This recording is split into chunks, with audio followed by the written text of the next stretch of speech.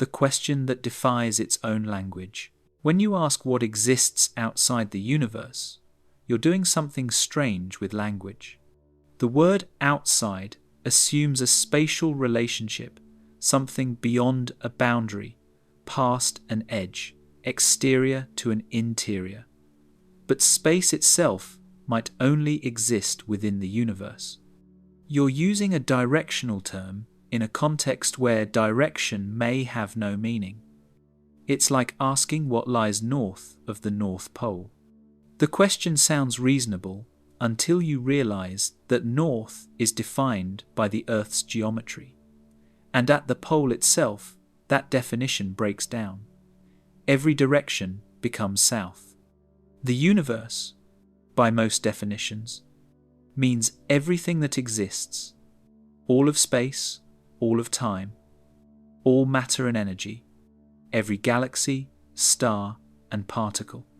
If the universe truly encompasses everything, then outside becomes a logical contradiction. Outside of everything? Beyond all of space? The phrase collapses under its own weight. Yet the question persists, and it persists for good reason. Our intuition, shaped by living in a world of containers and boundaries, rebels against the idea of something without an exterior. Every object we encounter has an outside. Rooms have walls with space beyond them. Planets have surfaces with vacuum surrounding them. Even our observable universe, the sphere of space from which light has had time to reach us, has a boundary of sorts. We can point to a distance beyond which we cannot see. That boundary invites the question, what's past it? But here's where definitions become crucial. The observable universe is not the same as the universe itself. The observable universe is limited by physics, specifically by the speed of light and the age of the cosmos. Light travels at 299,792 kilometers per second, and the universe is 13.8 billion years old, as measured by the Planck satellite between 2009 and 2013. You might expect that means we can see 13.8 billion light-years in any direction, but the universe has been expanding during that entire time. Space itself has been stretching, carrying distant objects away from us. When we account for this expansion, the radius of the observable universe extends to about 46.5 billion light-years, a commoving distance, meaning where those distant objects are now, not where they were when they emitted the light we see today. This creates a cosmic horizon. Beyond 46.5 billion light-years, we cannot see. Not because there's nothing there, but because light from those regions hasn't had time to reach us yet. The universe could extend far beyond that horizon, perhaps infinitely, but we have no direct observational access to it. So when people ask what's outside the observable universe, there's a straightforward answer: more universe. Galaxies, stars, structures we'll never observe because their light will never complete the journey to our telescopes. But that's not really what the question is asking. The deeper question is about the universe as a whole, not just the observable portion, but the totality of existence. Does that totality have an edge? And if it does, what's beyond the edge? If it doesn't, how can something be edgeless? Can space go on forever, or must it terminate somewhere? To approach these questions, we need to understand what the universe actually is, what we can measure about it, and what the mathematics and physics of cosmology tell us about its possible shapes and extents. We need to distinguish between what we observe, what models predict, and what might be fundamentally unknowable. The observable universe, as mapped by instruments like the Planck satellite and the Hubble Space Telescope, contains approximately 2 trillion galaxies. Each galaxy holds hundreds of billions of stars. The total volume of observable space is about 4 times 10 to the power of 80 cubic meters. Within that volume, matter is distributed in a vast cosmic web, filaments of galaxies stretching across hundreds of millions of light years, separated by enormous voids where almost nothing exists. This structure emerged from tiny quantum fluctuations in the first fraction of a second after the Big Bang, amplified by gravity over 13.8 billion years. The composition of this universe, according to precision measurements from the Planck satellite's final data release in 2018, is approximately 68% dark energy, 27% dark matter, and 5% ordinary matter, the protons, neutrons, and electrons that make up stars, planets, and everything we can directly observe. Dark energy is a mysterious component, causing the universe's expansion to accelerate. Dark matter is invisible, detectable only through its gravitational effects. Together, these unseen constituents dominate the cosmos. The universe's expansion was discovered by Edwin Hubble in 1929, when he observed that distant galaxies are receding from us, with more distant galaxies moving away faster. This relationship velocity, proportional to distance, became known as Hubble's law.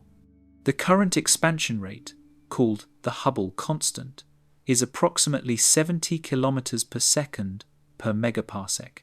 This means that for every megaparsec of distance, about 3.26 million light-years, a galaxy's recessional velocity increases by 70 kilometers per second. Crucially, this expansion is not galaxies flying through space away from some central point. It's space itself that's expanding. Imagine a loaf of raisin bread rising in an oven. As the dough expands, every raisin moves away from every other raisin, but no raisin is at the center of the expansion. Each raisin, from its own perspective, sees all other raisins receding. The universe works the same way. Every point in space sees all other points moving away, and there's no privileged center. This raises a fundamental question about outside. If space itself is expanding, what is it expanding into? The conventional answer is nothing. Space doesn't expand into pre-existing space. The expansion is an intrinsic property of space's geometry. It's not that the universe is getting bigger within some larger container. The universe is all there is, and bigger describes the changing distances between objects within it, not growth into an external arena. But that answer, while mathematically consistent, doesn't satisfy intuition. How can something expand without expanding into something? The question reveals a limitation in how we conceptualize space. We think of space as a stage on which events occur, but general relativity, Einstein's theory of gravity, published in its final form in 1915, describes space as a dynamic entity, curved by matter and energy, stretching and contracting according to the universe's contents. Space isn't a pre-existing container. It's part of the universe itself, and its properties depend on what fills it. This leads to one of cosmology's central questions. What is the overall geometry of space? Is it flat, extending infinitely in all directions, like an endless Euclidean plane? Is it closed, curving back on itself like the surface of a sphere, finite in volume but without any edge? Or is it open, curving outward in a hyperbolic saddle shape, also infinite but with a different geometry?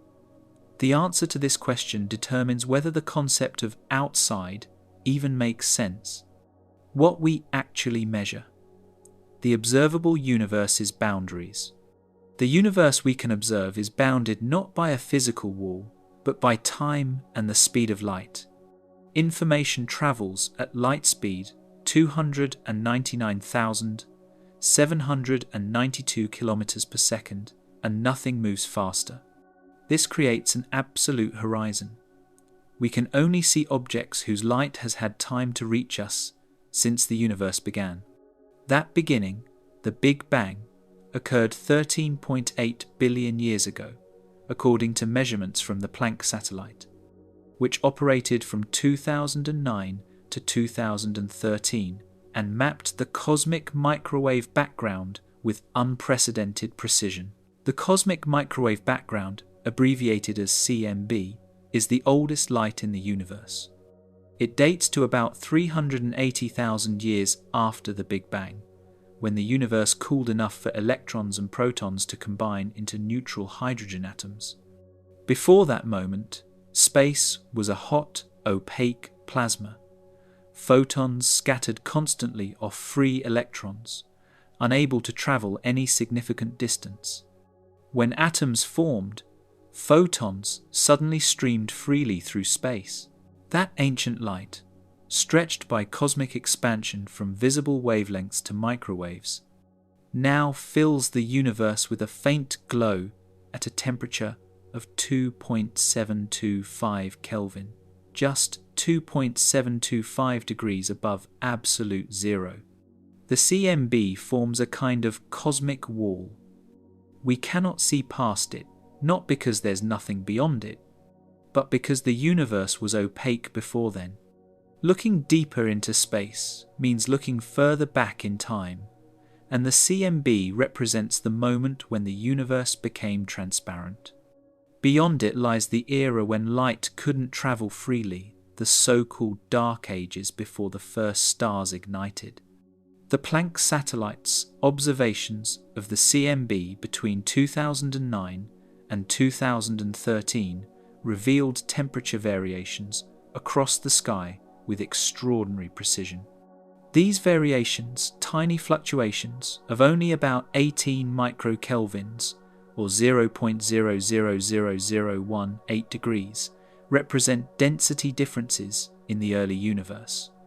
Slightly denser regions appear as warmer spots. Slightly less dense regions appear cooler. These fluctuations were the seeds from which all cosmic structure grew. Gravity amplified the dense regions over billions of years, pulling in more matter until they collapsed into galaxies, clusters, and the cosmic web we see today. The pattern of these temperature variations encodes crucial information about the universe's geometry. By analysing the angular size of the hot and cold spots, essentially measuring how large typical fluctuations appear on the sky, cosmologists can determine whether space is flat, closed, or open. The Planck data, released in final form in 2018, shows that the universe is flat to within a margin of error of about 4%. The density parameter omega, which describes the universe's curvature, equals 1 plus or minus 0.02. A value of exactly 1 corresponds to perfect flatness. Values greater than 1 indicate a closed universe. Values less than 1 indicate an open universe.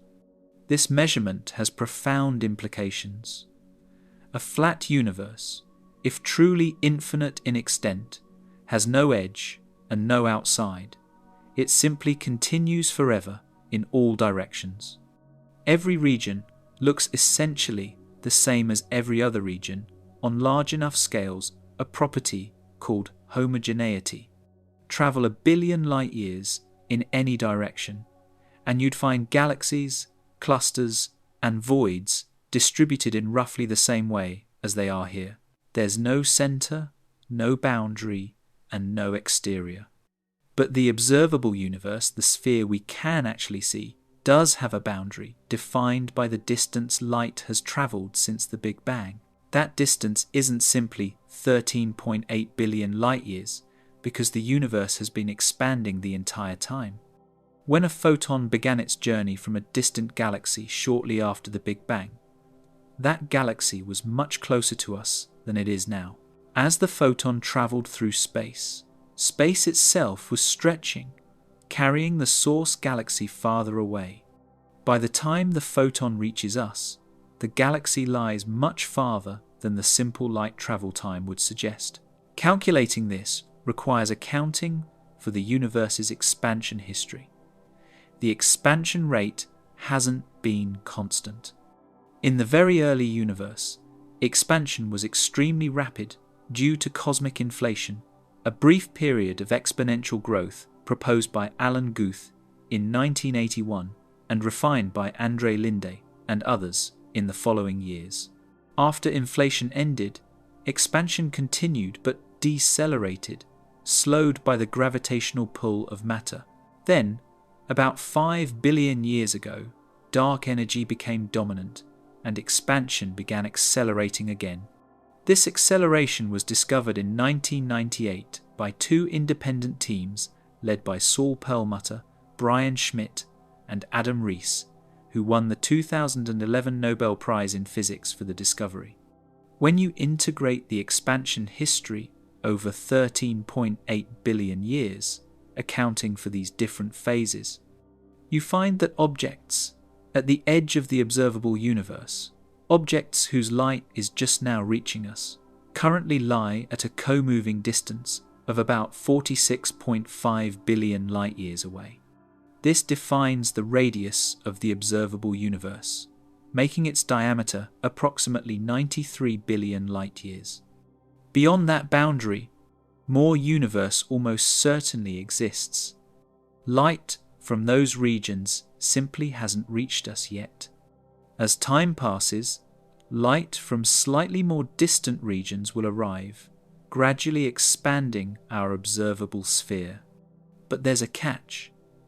Because the universe's expansion is accelerating, driven by dark energy, there are regions from which light will never reach us, no matter how long we wait.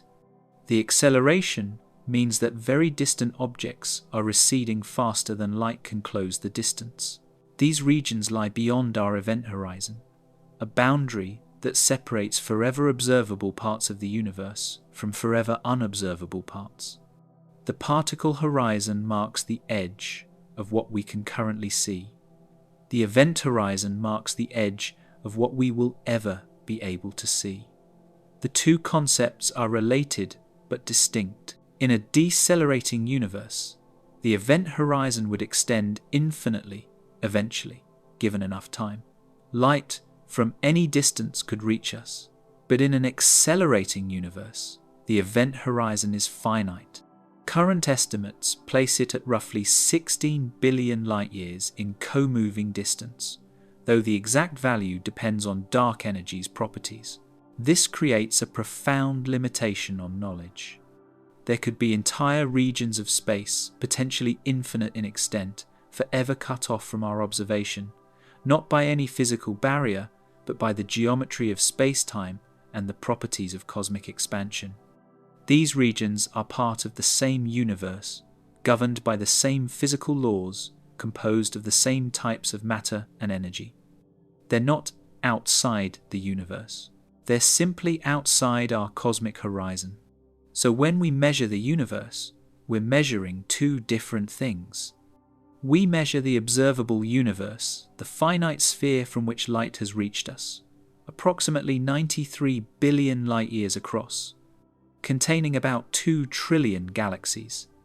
And we measure properties of the universe as a whole, its geometry, its expansion rate, its composition, which tell us about reality beyond what we can directly observe. The observable universe is definitely finite, but the universe itself, that depends on geometry. The geometry of everything, flat, closed, or open. Shape matters. Not the shape of galaxies or clusters, but the shape of space itself, the curvature of the universe on the largest scales. This curvature determines whether the universe is finite or infinite, whether it has boundaries or wraps back on itself, and whether the question of outside even makes sense. 3 possibilities exist, each with radically different implications: flat, closed, or open. The distinction depends on a single number, the density parameter, omega, which compares the universe's actual density to a critical value. Imagine holding a flashlight on Earth's surface at night and shining two beams parallel to each other, pointing straight up into space.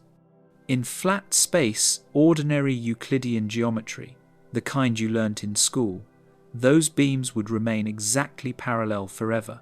They'd never converge or diverge. The distance between them would stay constant as they extend infinitely upward. This is flat geometry, where the angles of a triangle sum to exactly 180 degrees, where the circumference of a circle equals exactly 2 pi times its radius, and where parallel lines never meet. Now imagine those same beams, but drawn on the surface of a sphere, say, Earth itself. If you stand at the equator and point two parallel beams, great circles on the sphere's surface toward the North Pole, they converge. They meet at the pole. This is closed geometry, also called positive curvature or spherical geometry. In this geometry, the angles of a triangle sum to more than 180 degrees. The circumference of a circle is less than 2 pi times its radius, and parallel lines eventually intersect. Finally, imagine a saddle-shaped surface, a hyperbolic geometry. If you draw two parallel lines on this surface, they diverge, spreading farther apart as they extend. Triangles have angle sums less than 180 degrees.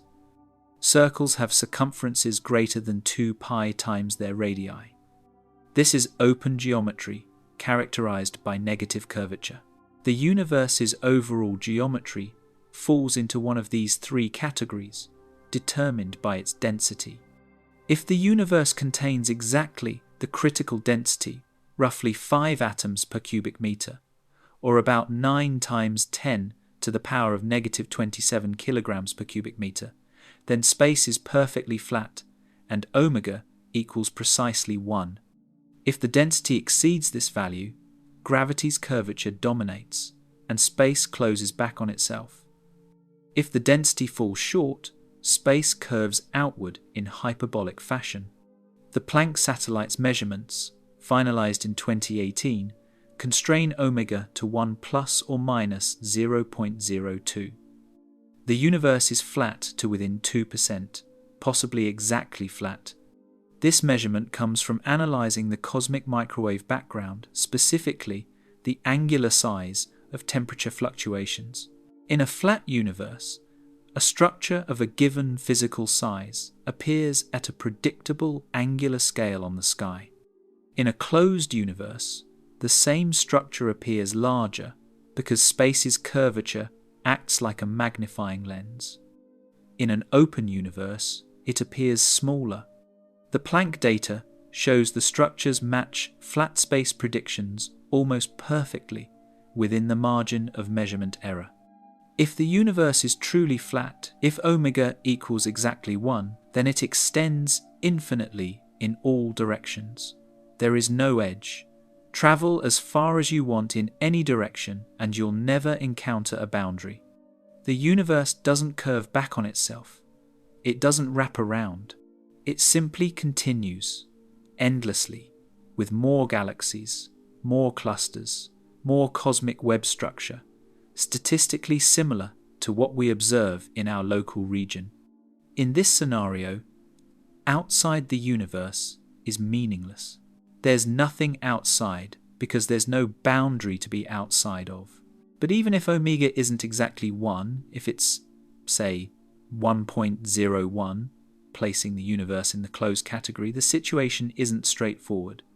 A closed universe is finite in volume, but it has no edge or boundary. This sounds paradoxical until you consider the analogy of a sphere's surface. An ant walking on a balloon can travel indefinitely without ever reaching an edge. The surface is finite, you can calculate its area, but it's also unbounded. There's no point where the surface ends. A 3D closed universe works the same way, except the curvature exists in dimensions we can't directly perceive. Just as a 2D surface curves through 3D space, a 3D universe can curve through 4D space. This doesn't mean there's a physical outside in that fourth dimension. It's a mathematical description of how the geometry works. In a closed universe, if you travelled far enough in one direction, you'd eventually return to your starting point, having circumnavigated the entire cosmos.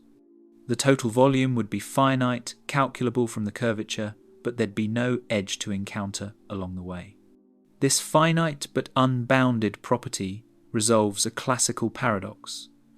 If the universe has an edge, what's beyond the edge? But if it doesn't have an edge, how can it be anything other than infinite? A closed geometry provides a third option: finite total volume, no boundary. It's complete and self-contained, needing no exterior. The mathematics of closed geometries reveals specific properties. In a positively curved universe, if you set off in two opposite directions from a single point, travelling along straight paths, geodesics, you'd eventually meet on the far side. The universe would act like a cosmic hall of mirrors, where every galaxy could theoretically be seen in multiple directions, though this effect would be undetectable if the universe's radius of curvature vastly exceeds the observable universe's radius. If the curvature radius is, say, 1 trillion light-years, we'd never notice the wraparound within our 9.3 billion light-year observable sphere. Observations place lower limits on the curvature radius. If the universe is closed, its radius must be at least several 100 billion light-years, far larger than the observable universe. This means that even in a closed universe, we're nowhere near seeing the wraparound. The universe could be finite, but we'd perceive it as effectively infinite because we can only observe a tiny fraction of the total volume. Open geometry hyperbolic space, omega less than 1, also extends infinitely, but with different properties than flat space. In hyperbolic geometry, space curves outward, creating more room than flat space would. The volume grows faster than you'd expect as you move away from any point. This geometry appears in certain mathematical models, but current observations disfavour it. The universe appears flat or very slightly closed, not open. Each geometry answers the question of outside differently. In flat or open geometries, the universe is infinite. There's no edge, no boundary, nothing outside. In closed geometry, the universe is finite, but it's self-contained. There's still no edge, no outside, because space curves back on itself. But there's a subtle point. These geometries describe the universe's spatial structure at a single moment in time. They don't address what space itself might be embedded in. If anything, a sphere's surface is embedded in 3D space. But that's an analogy. The mathematical description of a closed universe doesn't require a higher dimensional embedding space to exist physically. The curvature is intrinsic, a property of the geometry itself, not a bending into some external dimension. However, some theoretical frameworks do propose embedding spaces. String theory and related models suggest extra dimensions beyond the 3 spatial dimensions we experience. In these frameworks, our universe might be a 3D brain, a membrane-like structure existing within a higher dimensional bulk space. This opens the possibility of other brains, other universes, existing nearby in extra dimensions, potentially just nanometers away, but completely inaccessible because we're confined to our 3D brain. These models suggest an answer to what's outside the bulk, plus other brains. But these ideas remain highly speculative, rooted in theoretical physics without direct observational evidence. The most conservative answer, based on general relativity and current observations, is that space has no outside. Whether infinite or finite, it's self-contained. The universe is all of space. not something sitting within space. Asking what's outside is asking what's outside of space itself, a question that may be logically incoherent. When inflation never ends, eternal bubbles and infinite variation. In 1981, physicist Alan Guth at MIT proposed a radical solution to several cosmological puzzles. The universe, he suggested, underwent an extraordinarily brief period of exponential expansion in its first moments, a phase called cosmic inflation. Between roughly 10 to the power of negative 36 and 10 to the power of negative 32 seconds after the Big Bang, space expanded by a factor of at least 10 to the power of 26, possibly much more. A region smaller than a proton inflated to the size of a grapefruit, or even larger. This stupendous growth rate, far faster than light speed, smoothed the universe, making it nearly uniform on large scales and stretched quantum fluctuations into the seeds of all cosmic structure. Inflation explained why the universe looks roughly the same in all directions, the horizon problem. Without inflation, regions of the sky now separated by billions of light years would never have been in causal contact, yet they have nearly identical temperatures visible in the cosmic microwave background. How did they know to have the same temperature? Inflation provides the answer. They were in contact before inflation, part of a tiny, causally connected patch. Inflation stretched that patch to cosmic scales, preserving the uniformity. Inflation also explained why space appears flat, the flatness problem. Inflation stretched the universe so much that any initial curvature became negligible, like inflating a balloon until its surface appears flat to an ant walking on it. This naturally drives omega toward exactly 1, explaining why observations find the universe so close to critical density. Guth's original inflation model had problems. It predicted a universe far more irregular than observed. But within a few years, Andrei Linde at Lebedev Physical Institute in Moscow and others refined the idea. Linde's version, proposed in 1983 and called new inflation or slow roll inflation, described a scalar field, the inflaton field, rolling slowly down a potential energy curve. As it rolled, the field's energy drove exponential expansion. When it reached the bottom of the curve, inflation ended, and that energy converted into the hot bath of particles we call the Big Bang. Linde soon realized something profound.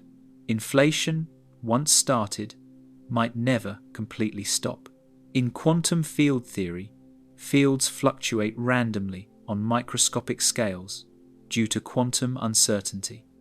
Normally, these fluctuations average out, but during inflation's extreme expansion, quantum fluctuations can become significant over large volumes. In some regions, a random fluctuation might push the inflaton field back up its potential energy curve, restarting inflation locally.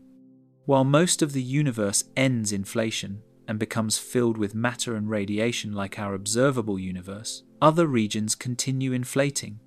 This is eternal inflation, proposed by Linde in 1983 and developed through the 1980 and 1990. In this picture, inflation never ends globally. It creates an eternally inflating multiverse within which finite regions, bubble universes or pocket universes, stop inflating and form observable cosmoses like ours. Our universe is one such bubble. Inflation ended here 13.8 billion years ago, and space has been expanding at a much slower rate ever since, filled with galaxies, stars, and structure. But beyond our bubble, inflation continues, endlessly spawning new bubbles. Each bubble is causally disconnected from the others. The space between bubbles inflates so rapidly that no signal not even light can cross from one bubble to another. Each bubble forms its own universe, with its own Big Bang marking the end of inflation within that region, its own history of structure formation, and potentially its own physical laws. This last point is crucial. In many inflation models, particularly those connected to string theory, the fundamental constants of physics, the masses of particles, the strengths of forces, the cosmological constant aren't truly fundamental.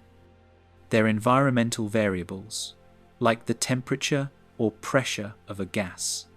They depend on how certain fields settle into their lowest energy states after inflation ends. Different bubbles could settle differently, yielding different physical constants. Imagine a ball rolling down a hill with many valleys. The ball rolls into one valley and stops, defining the local physics. But in another bubble, the ball might roll into a different valley, producing different physics.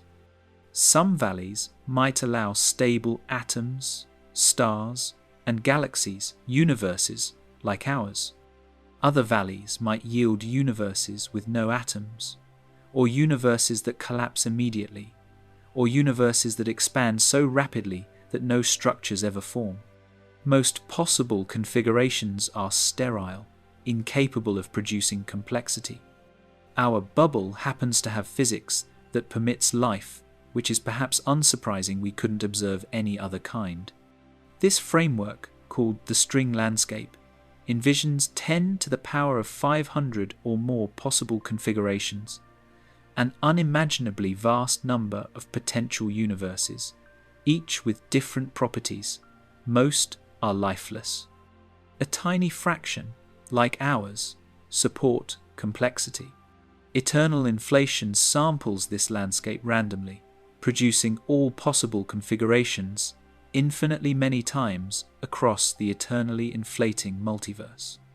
In this scenario, outside our universe has a clear meaning: the inflating space from which our bubble emerged, plus all the other bubbles. Our universe isn't embedded in three-dimensional space. It's embedded in eternally inflating space-time, a dynamic arena where quantum fluctuations continuously birth new universes. This inflating space-time doesn't sit within anything else. It's still the totality of existence, but it contains structure, discrete bubble universes separated by inflating regions. However, eternal inflation remains theoretical. We have strong evidence for an inflation-like event in our universe's past. The CMB's uniformity and flatness match inflation's predictions, but we have no direct evidence that inflation continues elsewhere, creating other bubbles. The multiverse is a consequence of plausible inflation models, not an observed fact. It's also controversial. Some physicists argue it's not even science, since bubbles beyond our horizon are fundamentally unobservable. If we can never detect them, how can we test their existence? Proponents respond that eternal inflation is a prediction of models we can test in other ways. If inflation occurred here and quantum field theory governs the inflaton, then eternal inflation follows logically. Testing the framework doesn't require directly observing other bubbles. It requires confirming inflation's broader predictions. The Planck satellite's measurements of the CMB support inflation's basic framework, though not uniquely. There's also a speculative possibility that bubble collisions could leave detectable signatures. If our bubble collided with another bubble in its early history, the impact might have created a disc-shaped pattern of temperature variations in the CMB, like ripples from a stone dropped in a pond. Researchers have searched for such patterns in Planck data, finding no convincing evidence, but future observations might reveal traces. Eternal inflation transforms the meaning of outside. Instead of a single unified universe, finite or infinite, it offers a fractal structure, bubbles within an inflating sea, each bubble a universe unto itself. The inflating sea itself having no outside because it's the totality of space-time. This multiverse is bizarre, but it emerges from well-understood physics, quantum mechanics, plus general relativity, plus a scalar field driving inflation. Whether it's real remains an open question, sitting on the boundary between theoretical physics and speculative cosmology. Dimensions beyond perception. Brains, bulk, and hidden space. Human perception operates in 3 spatial dimensions: length, width, height, plus time. Every direction you can point, every path you can trace, lies within this 3D framework.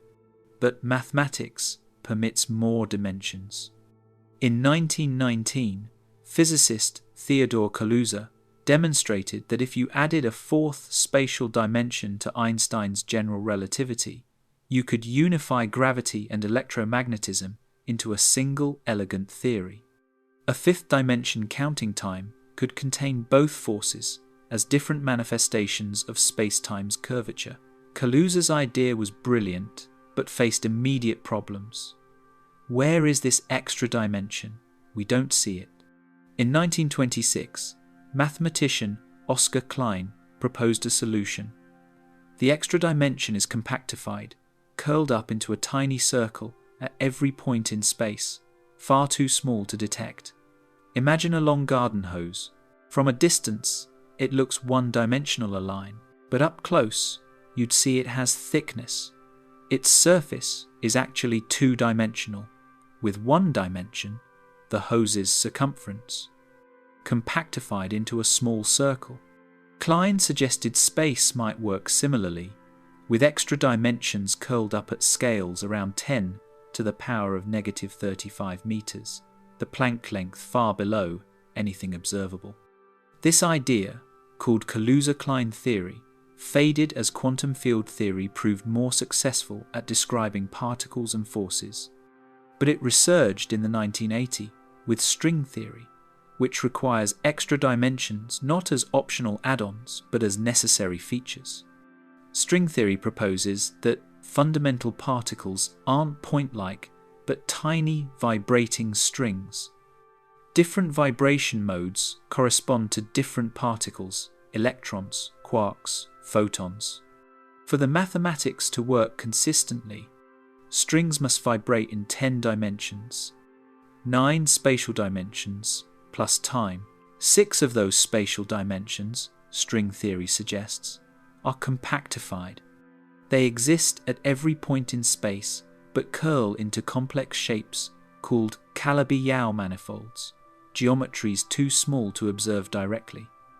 The 3 large spatial dimensions we experience are all that remain visible. This framework, if correct, means that space has hidden structure, extra dimensions through which strings vibrate, but through which we cannot travel because we're not strings. We're composite objects, far too large to access the compactified dimensions. In the late 1990s, physicists Lisa Randall at MIT and Raymond Sundrum at Boston University explored a variant. What if the extra dimensions aren't compactified but large?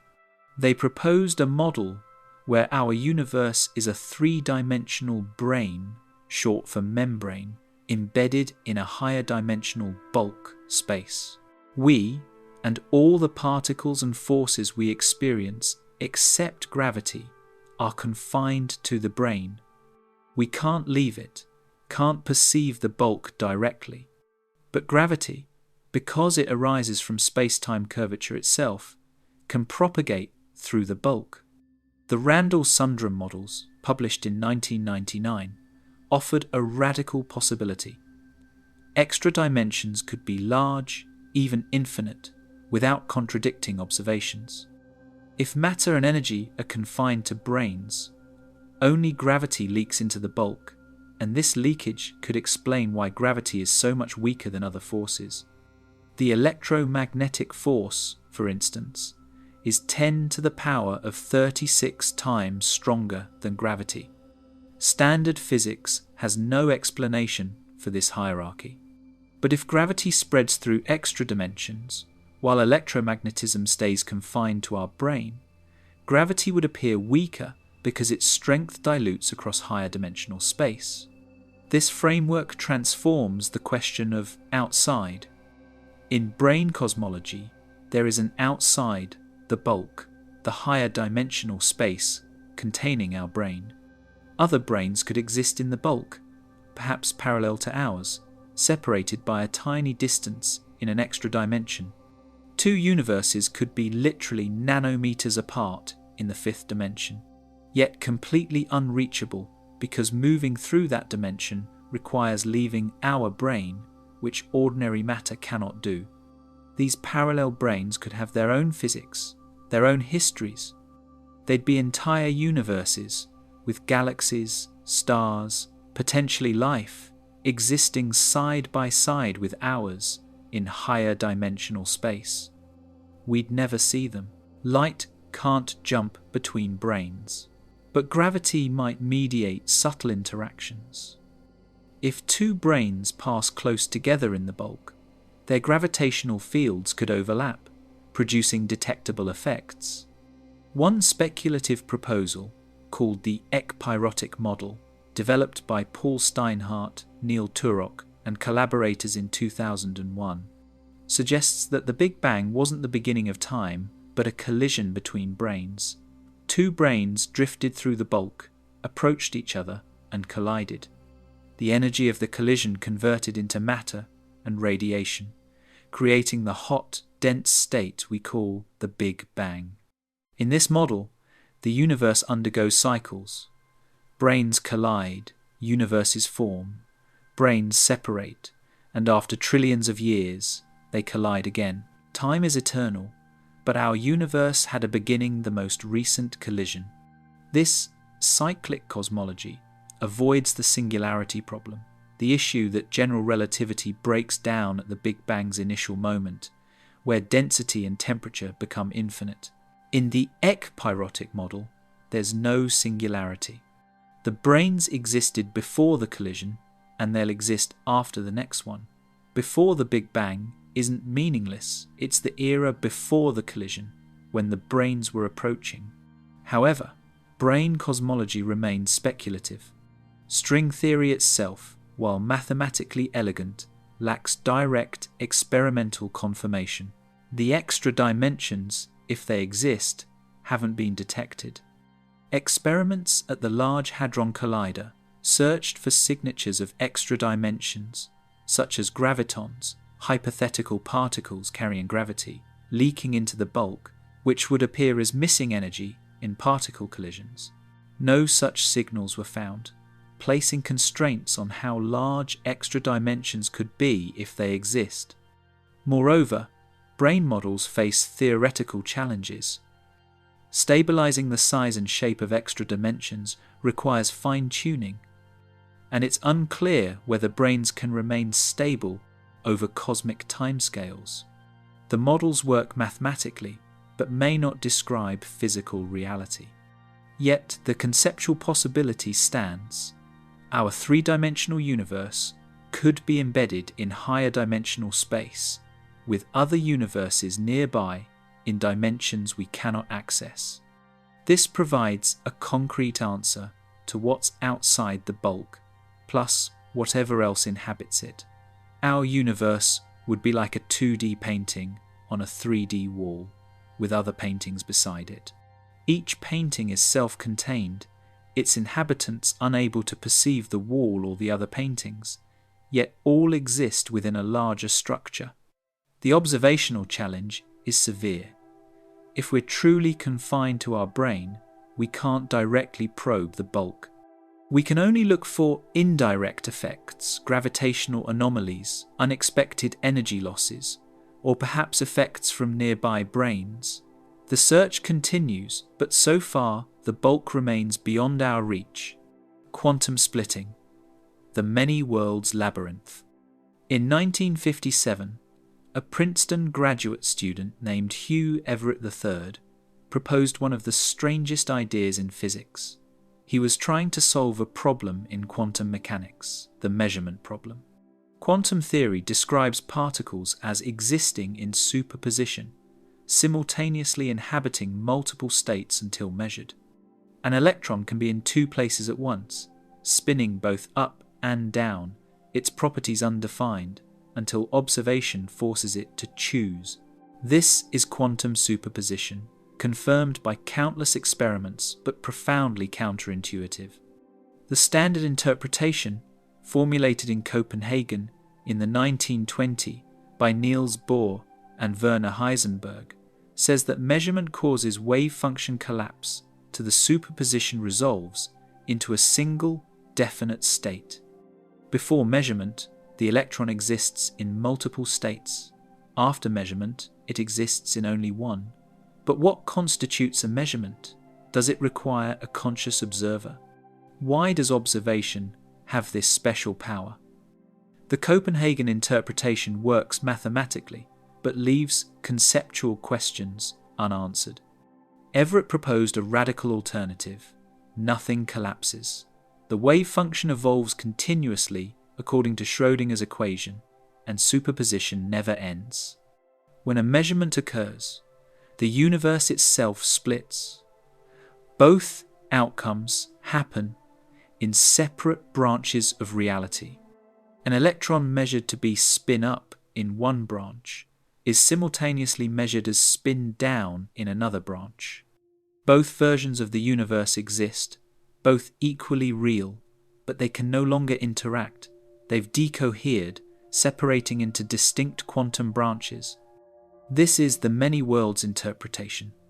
Every quantum event, every interaction where superposition could resolve multiple ways, causes the universe to branch. One electron measured, two branches. 1 trillion particles interacting, 1 trillion branches, multiplying exponentially with each quantum event. The number of branches explodes unimaginably. Every possible outcome of every quantum process occurs in some branch. In one branch, you're reading this sentence. In another, you looked away a moment ago. In another, you never started reading at all. In yet another, the atoms in your body randomly quantum tunneled apart, an astronomically unlikely event, but not impossible, and therefore realized in some branch. Every conceivable variation of history, consistent with quantum mechanics, exists in the multiverse of branches. This multiverse is utterly different from the eternal inflation multiverse. The bubble universes of eternal inflation exist in ordinary space-time, separated by distance and inflating space. The many worlds branches don't exist in space at all, they exist in Hilbert space, the abstract mathematical space of quantum states. They're not out there in any spatial sense. They're parallel realities in quantum superposition, inaccessible to each other, not because of distance, but because of decoherence. Decoherence is the process by which quantum branches lose the ability to interfere with each other. Imagine two branches of a quantum wave function, like two waves on water. Initially, they can interfere peaks align with troughs, creating patterns. But as each branch interacts with more particles in its environment, the interference becomes exponentially harder to detect. The branches effectively separate, each evolving independently. You exist in one branch, unaware of your counterparts in others. The many worlds interpretation solves the measurement problem by eliminating collapse. Superposition never ends, it just expands to include the measuring device, the observer, and the entire environment. There's no special role for observation or consciousness. The universe follows deterministic quantum laws, splitting wherever quantum indeterminacy allows. All outcomes occur. We simply find ourselves in one branch. This interpretation is controversial. Many physicists reject it as extravagant, an infinity of unobservable universes to avoid modifying quantum mechanics. Others embrace it as the most natural reading of the equations. The mathematics of quantum theory describes superposition evolving according to Schrödinger's equation. The Copenhagen interpretation adds an extra postulate collapse that has no mathematical representation in the theory. Many worlds takes the equations at face value. Superposition is real, and everything evolves unitarily. No collapse, no special measurement postulate, just continuous branching. But if branches are unobservable, how can we test the interpretation? We can't. Many worlds makes the same experimental predictions as other interpretations. The choice between them is philosophical, not empirical. Some argue this makes many worlds unscientific, unfalsifiable hypotheses about unobservable realities. Others argue that simplicity and elegance matter. If quantum mechanics accurately describes reality and the math says superposition persists, why assume it disappears upon measurement? Physicist Max Tegmark, in his 2008 book Our Mathematical Universe, classified multiverses into levels. Level I is the infinite extent of our universe, beyond the observable horizon, more space, more galaxies. Level 2 is eternal inflation's bubble universes with different physical constants. Level 3 is many worlds, where all quantum branches coexist. Level 4, Tegmark's most speculative, suggests that all mathematically consistent structures exist as physical realities, every possible universe described by self-consistent mathematical laws.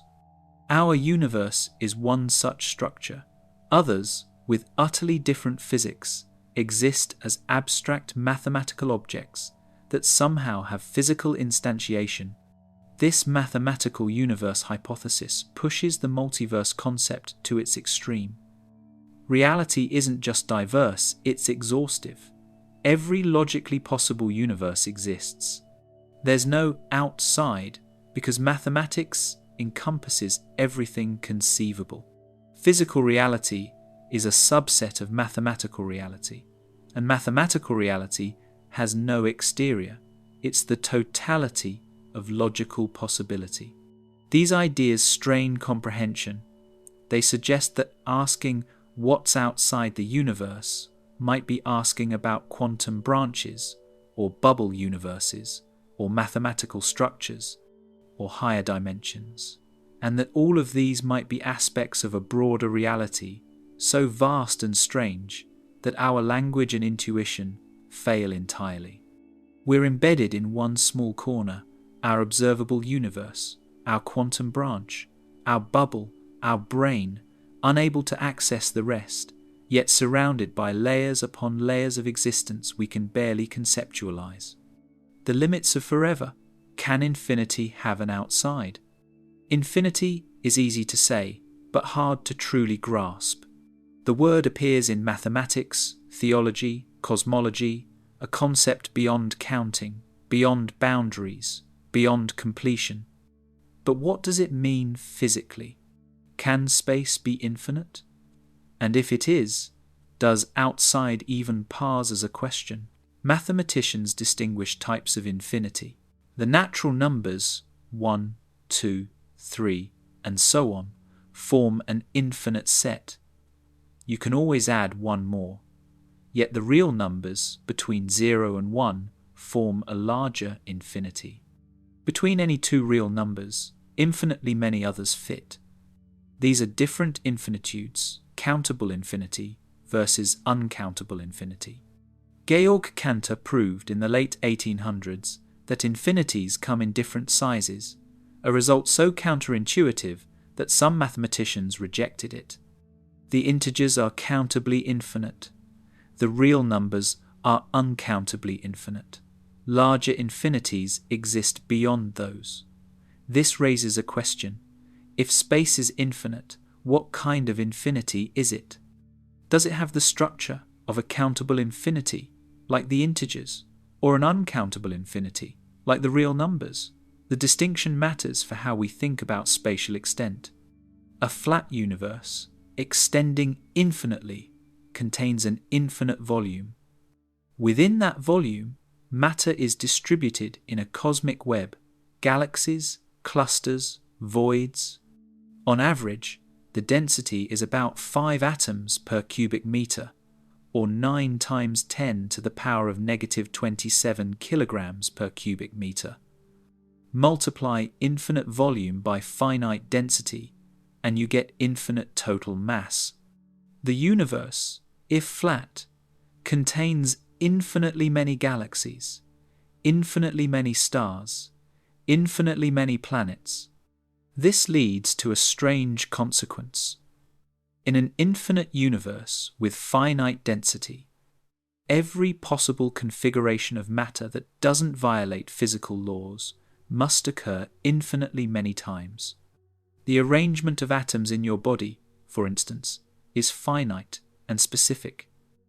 In an infinite universe, that exact arrangement will occur again infinitely many times, purely by chance.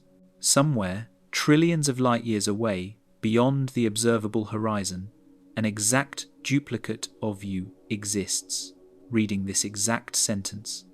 In fact, infinitely many duplicates exist, along with infinitely many variations, versions of you who made different choices, live in different circumstances, or differ by a single atom's position. This isn't speculation, it's statistical inevitability in an infinite universe with quantum and thermal fluctuations. Physicist Max Tegmark estimated that a perfect copy of you should exist within a distance of roughly 10 to the power of 10 to the power of 29 meters, a number so vast it defies comprehension, but finite. Beyond the observable universe's radius of 4 times 10 to the power of 26 meters, if space extends infinitely, copies must exist. Now consider the question of outside in this context. An infinite universe has no edge, no boundary, no exterior. Every point is surrounded by infinite space in all directions. There's no privileged center, no place that's more inside than any other. The universe is homogeneous and isotropic.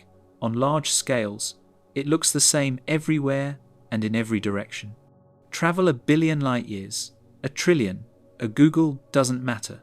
You'd find essentially the same cosmic structure, galaxies, voids, clusters, distributed similarly. What could outside mean for such a structure? There's no boundary to be outside of. You can't reach an edge because there isn't one. You can't escape the universe because every point is equally embedded within it. The concept fails to apply. But infinity creates paradoxes. Hilbert's hotel paradox, proposed by mathematician David Hilbert in the 1920s, illustrates this. Imagine a hotel with infinitely many rooms, all occupied. A new guest arrives. Can the hotel accommodate them? Yes. Move the guest in room 1 to room 2, the guest in room 2 to room 3, and so on. Every guest shifts to the next room, vacating room 1 for the newcomer. The hotel had no vacancy, yet it made space. Now infinitely many new guests arrive. Can the hotel accommodate them? Again, yes. Move the guest in room 1 to room 2, the guest in room 2 to room 4, the guest in room 3 to room 6. Every guest moves to double their room number. This vacates all odd-numbered rooms, an infinite set for the infinite new guests. The hotel was full, yet it accepted infinite additions. This mathematical property, that infinity plus infinity equals infinity, seems absurd, but follows from the definition. An infinite universe has similar properties. Add an infinite region to an infinite universe, and you still have an infinite universe. The size doesn't change, because infinity isn't a number that grows by addition. These conceptual oddities make physicists uncomfortable. Is physical infinity real, or is it an idealization, a mathematical convenience, that doesn't reflect reality. Some argue that the universe must be finite, even if unbounded, because infinity leads to unphysical results. Others accept infinity as genuine, arguing that mathematics accurately describes reality and math permits infinite sets. Observations can't distinguish finite from infinite on scales beyond the observable universe. We can measure that space is flat to within 0.4%, which suggests it might extend infinitely. But we can't prove infinity. We can only place lower bounds. The universe is at least as large as the observable region, likely much larger, possibly infinite. Whether truly infinite remains unknown. There's another consideration: future observability. Even if the universe is infinite, accelerating expansion driven by dark energy means we'll observe less over time, not more. Distant galaxies are receding faster than light can close the distance. In roughly 100 billion years, galaxies beyond our local group will have receded so far that their light can never reach us. Our cosmic horizon will contract to include only the merged Milky galaxy, the future merger of the Milky Way and Andromeda, and its satellites. Everything else will fade into unreachability. Far future astronomers in that era, if any exist, will see a universe containing only one galaxy, theirs, surrounded by darkness. They'll have no evidence of cosmic expansion, no CMB to study, it will have red-shifted into undetectability, no distant galaxies to measure. If they develop cosmology from scratch, they might conclude the universe is static, small, and eternal. They'd be wrong, but they'd have no observational access to the truth. The evidence would have literally receded beyond the horizon. This raises a sobering possibility. Perhaps we're already in that situation. Perhaps crucial evidence about the universe's nature lies beyond our horizon, forever inaccessible. We can measure what's within reach, the CMB, expansion, geometry, but there may be features at larger scales or in regions we'll never observe that would radically change our understanding. The universe might have a boundary trillions of light years away. It might be one bubble in an eternal inflation multiverse. It might be a brain in higher dimensions. We may never know. Infinity, if real, erases the question of outside. But unobservability also erases certainty about infinity itself.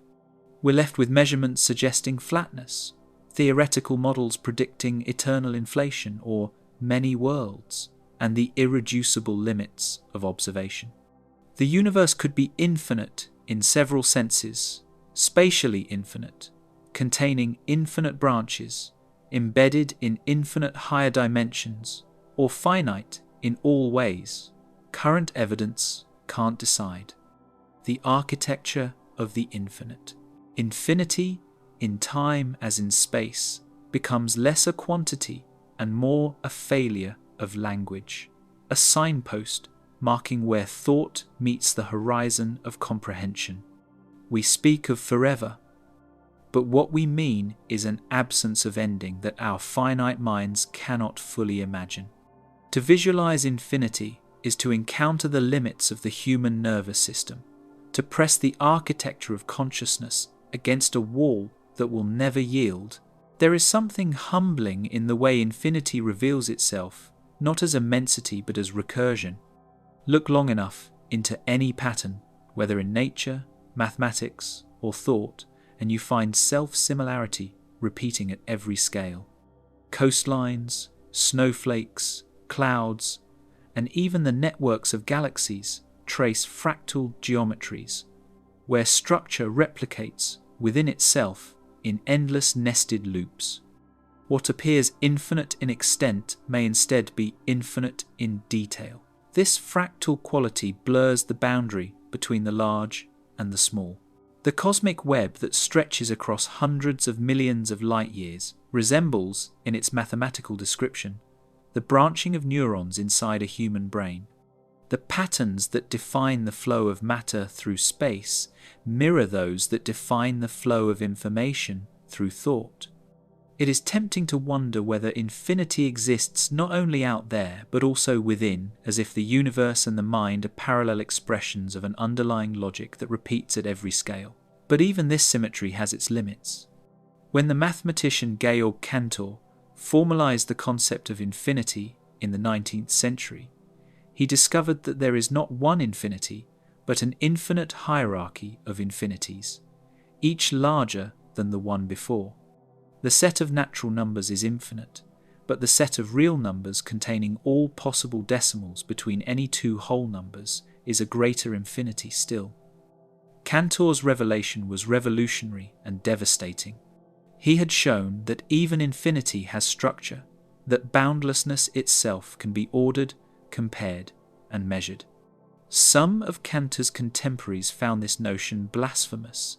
To them, infinity was divine, beyond human arithmetic.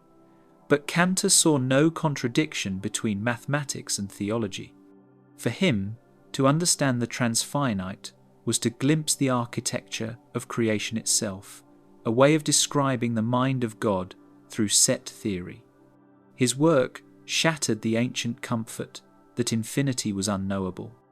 In its place, it offered something more unsettling, that the infinite could be known partially, mapped abstractly, and yet remain perpetually incomplete.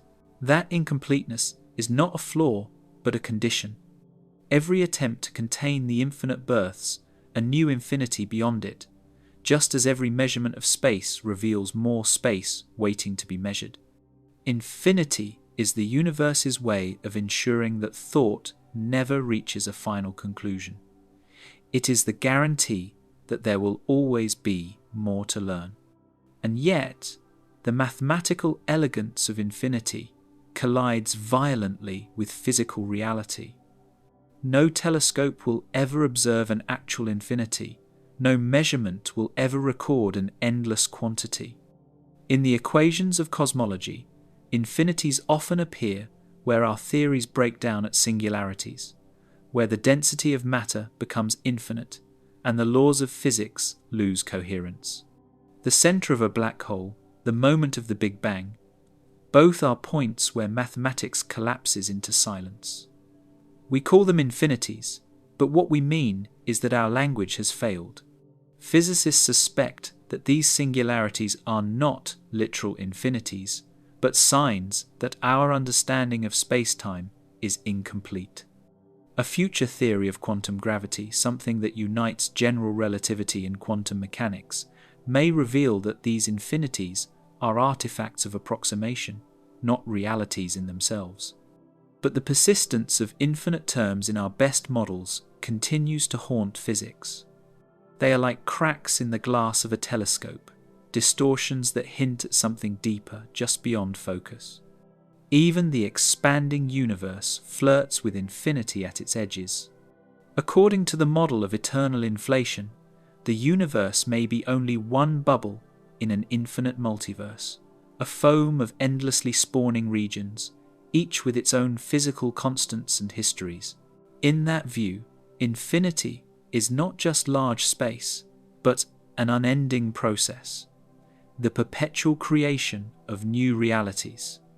Every time one region stops inflating and becomes a universe like ours, countless others continue beyond, each forming new variations of matter, time, and law. Infinity becomes dynamic, alive. But infinity as process introduces new paradoxes.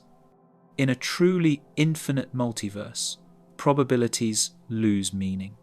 If every possible outcome occurs infinitely many times, the fraction of universes containing any given event becomes undefined.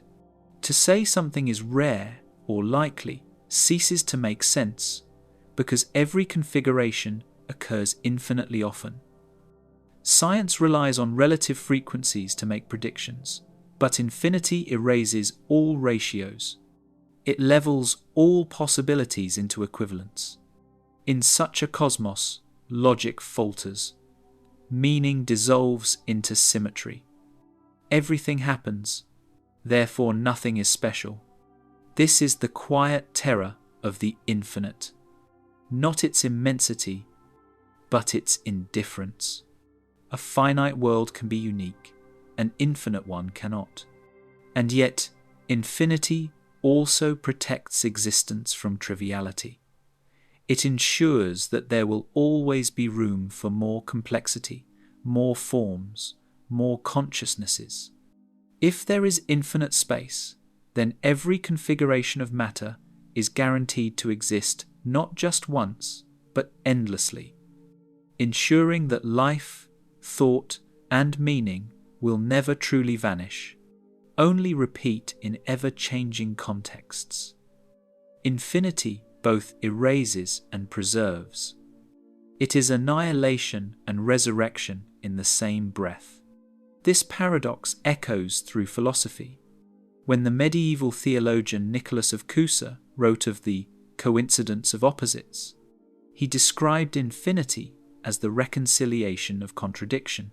The infinite is that which contains all opposites, simultaneously large and small, beginning and end, being and nothingness. To approach infinity, therefore, is to approach paradox, to encounter the point where the binary structure of human thought breaks apart. Every cosmological model eventually touches this border. The Big Bang, as a beginning, implies a prior nothingness, but nothingness itself is logically unstable. In quantum cosmology, even nothing can fluctuate. Quantum vacuum energy allows for spontaneous creation of universes from no pre-existing space or time. The void is fertile. Infinity hides within zero. In this way, the universe may be self-generating. Every boundary births another realm beyond it. Every horizon conceals a new expanse. What we call the observable universe may be a local eddy in a sea without edge. The true infinity might not be spatial at all, but causal, an unbroken chain of influence, extending without origin or terminus. Human beings, confined to a small corner of one galaxy, are uniquely equipped to sense that vastness, yet forever barred from experiencing it directly. Our perception evolved for survival, not for comprehension of infinity. The human brain can imagine large numbers, but not unboundedness. We can picture galaxies, clusters, and webs of matter, but not endless replication. The infinite remains an abstraction, a shape we feel but cannot visualize. This cognitive limit does not diminish the grandeur of the cosmos, it defines it. The infinite acquires meaning only in relation to the finite. Our inability to grasp it fully is not a flaw of intellect, but a condition of being. The boundary between knowledge and ignorance is where awe begins. Infinity has always served as both the scientist's nightmare and the poet's muse. For the physicist, it signals error. For the mystic, revelation. The same symbol that breaks an equation opens the soul. That duality captures the essence of our relationship to the cosmos. Analytical, yet yearning. Rational, yet astonished. We measure the universe in units of precision, but we live in units of wonder. Perhaps that is why infinity endures as the ultimate metaphor. It is not merely about quantity, but about continuity, the idea that there is no final discontinuity between things, no absolute separation. Every atom is connected to every other through the fabric of space-time, through the exchange of light and gravity. On a deep level, infinity is not elsewhere. It is here, woven through every instant. If there is an architecture to the infinite, it is not a cathedral of endless corridors, but a single, continuous curve, a space that folds back on itself so gently that the beginning and the end touch. Infinity is not a direction, but a condition, not a destination but a state of coherence in which all points coexist. To contemplate it is to participate in it. When we ask where the universe ends, we are already standing in the answer. Every thought, every measurement, every question is part of the infinite process it seeks to describe. In this sense, infinity is not what lies beyond us, but what flows through us. The geometry of awareness tracing the unending shape of existence. And somewhere between the mathematics that tries to define it and the silence that follows when language fails, lies the realization that the infinite is not a problem to be solved, but a mirror held to the finite. It reflects our own incompleteness, our longing to reach beyond the measurable into the boundless. If the universe has taught us anything, it is that every horizon is temporary. The infinite is not the farthest edge of space, but the refusal of edges altogether. It is the continuity of being, the simple fact that there is always more, echoes in the mirror. In an infinite universe, everything that can happen not only will happen, but will happen infinitely many times. That statement is not a poetic exaggeration. It is a logical consequence of boundless space governed by finite physical laws. Matter arranges itself according to rules, and the number of possible arrangements, though unimaginably large, is still finite. If the stage is infinite, those arrangements must repeat. Somewhere, beyond every horizon we can see, there must be another Earth, another Sunday, another version of you reading these very words, perhaps pausing at the same sentence, believing the same thoughts to be unique. The idea is older than modern cosmology. In the 3rd century BCE, the Stoic philosopher Chrysippus speculated that the cosmos, after being consumed by fire, would be born again exactly as before. Every event, every life would repeat eternally. The atoms would scatter and reassemble into the same worlds, the same histories. The great fire of cosmic renewal would not erase, but rewind. What he described philosophically, modern physics hints at statistically. In a universe infinite in extent or eternal in time, duplication is not myth but mathematics. At first, this seems harmlessly abstract. Infinity is so far beyond our scales of comprehension that it feels safe, remote, almost decorative. But the logic is merciless. If the observable universe contains about 10 to the 80 particles and spans about 10 to the 26 meters, then the number of possible quantum configurations within it is roughly 10 raised to the power of 10 raised to the power of 120, a number so large it dwarfs imagination, but still finite. In an infinite cosmos, even that finite catalogue must repeat endlessly. Somewhere, separated by distances greater than light can ever cross, there exists an exact duplicate of this entire observable universe. Another Milky Way, another Earth, another you, and not just one copy, but infinitely many. This realization carries an existential vertigo. The mind resists it. We are wired to interpret experience as singular. We call it my life because it feels irreducibly particular. Yet in the arithmetic of infinity, individuality dissolves into pattern. The self becomes a local expression of a universal arrangement, an iteration among countless identical configurations scattered through space-time. In this view, memory itself becomes suspect. The moments we call our memories might exist identically in an infinite array of minds. Every thought we believe to be original echoes through endless versions of ourselves. If the universe repeats all possible states, then consciousness too must recur not as a soul migrating from body to body, but as the inevitable reappearance of a physical pattern capable of awareness. The philosopher Friedrich Nietzsche called this notion eternal recurrence and framed it as a test of affirmation. If every joy and every sorrow must return forever, could you embrace existence so completely that you would will its infinite repetition? To love life under such conditions would be the ultimate act of acceptance. For Nietzsche, eternity was not an astronomical hypothesis, but an ethical mirror. Science, though indifferent to ethics, has found its own mirrors. In the theory of eternal inflation, the universe never stops creating new space. What we call the Big Bang is only a local event, a bubble nucleating in a larger quantum field. Elsewhere, the inflationary expansion continues, spawning new bubbles endlessly.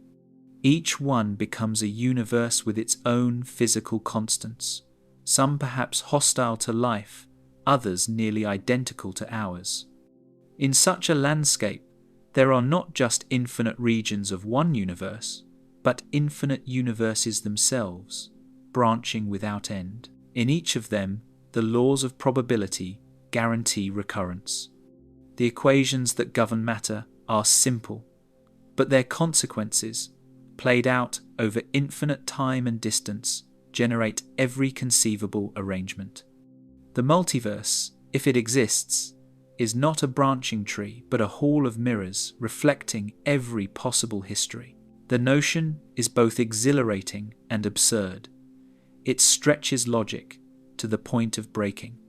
If all possibilities occur, then even impossible ones do, because somewhere, in some distant region, the conditions that define possible differ.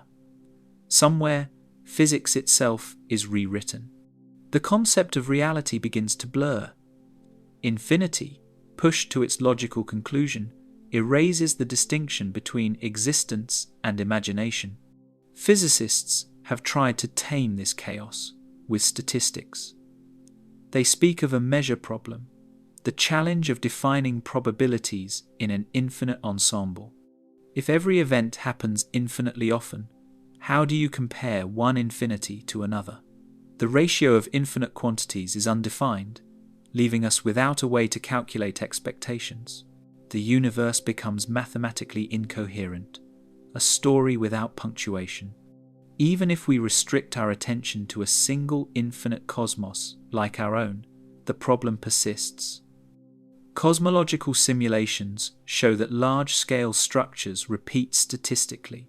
Clusters and voids emerge in fractal patterns, suggesting that infinity expresses itself not only through replication, but through self-similarity.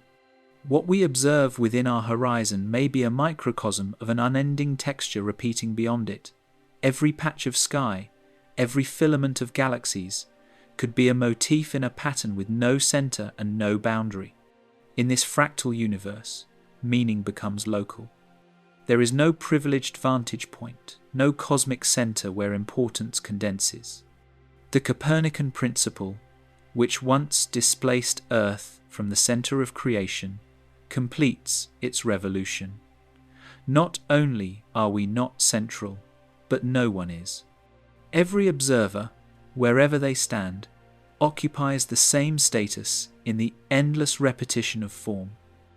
The infinite democratizes existence, but it also steals its drama.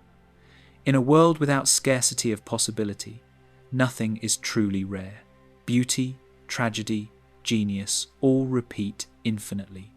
The same Beethoven symphony resounds through endless worlds. The same human mistakes unfold again and again. The universe becomes an archive of redundancy, a library without an author.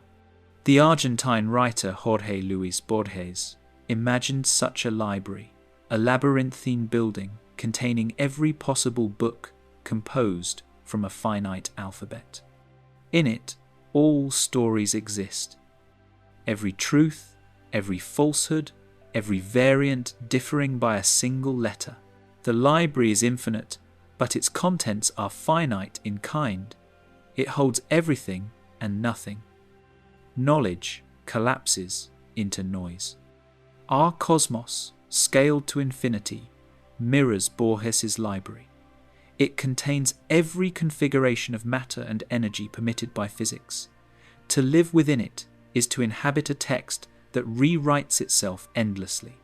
Every meaning we create becomes one version among innumerable copies. Every thought, a paragraph that echoes through space. We read our world as if it were singular, but infinity ensures that it is merely one edition of an unbounded manuscript. Some physicists find comfort in this, others unease. The anthropic principle, the idea that the universe's parameters must permit observers like us to exist, loses clarity in an infinite multiverse.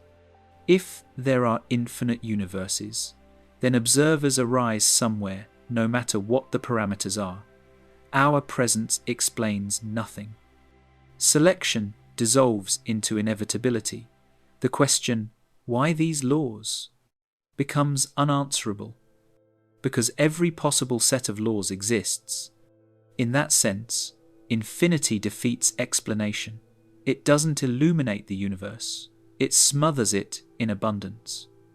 The more we invoke infinity, the less we can discriminate between causes and coincidences. Science, built upon the logic of differentiation, finds itself adrift in a sea of equivalence. Yet the human mind resists indifference. We crave significance, and in the face of infinity, we create it locally. We define uniqueness, not by absolute rarity, but by subjective experience.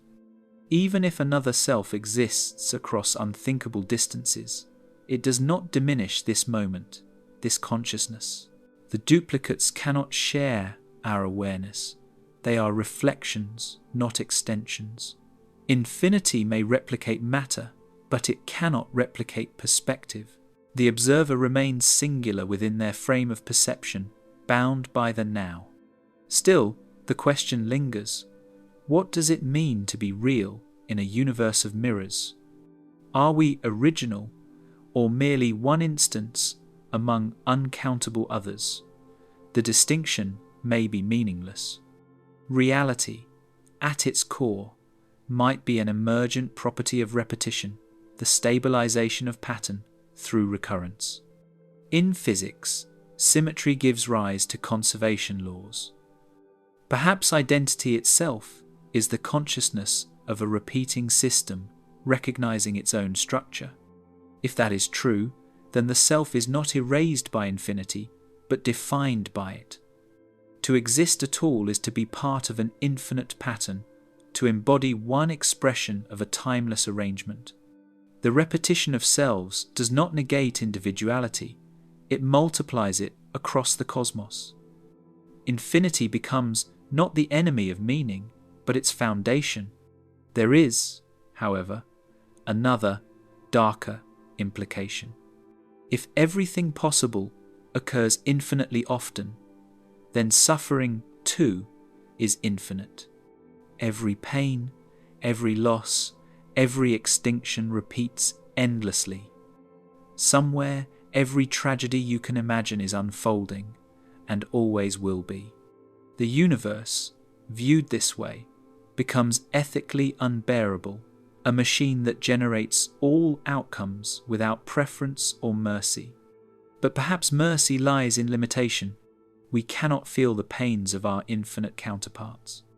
Our consciousness is bounded, our empathy finite. The horizon of experience spares us from drowning in the flood of possibilities. Infinity exists, but we inhabit it locally, through a narrow window of perception. The very smallness of our minds protects us from the vastness of the whole.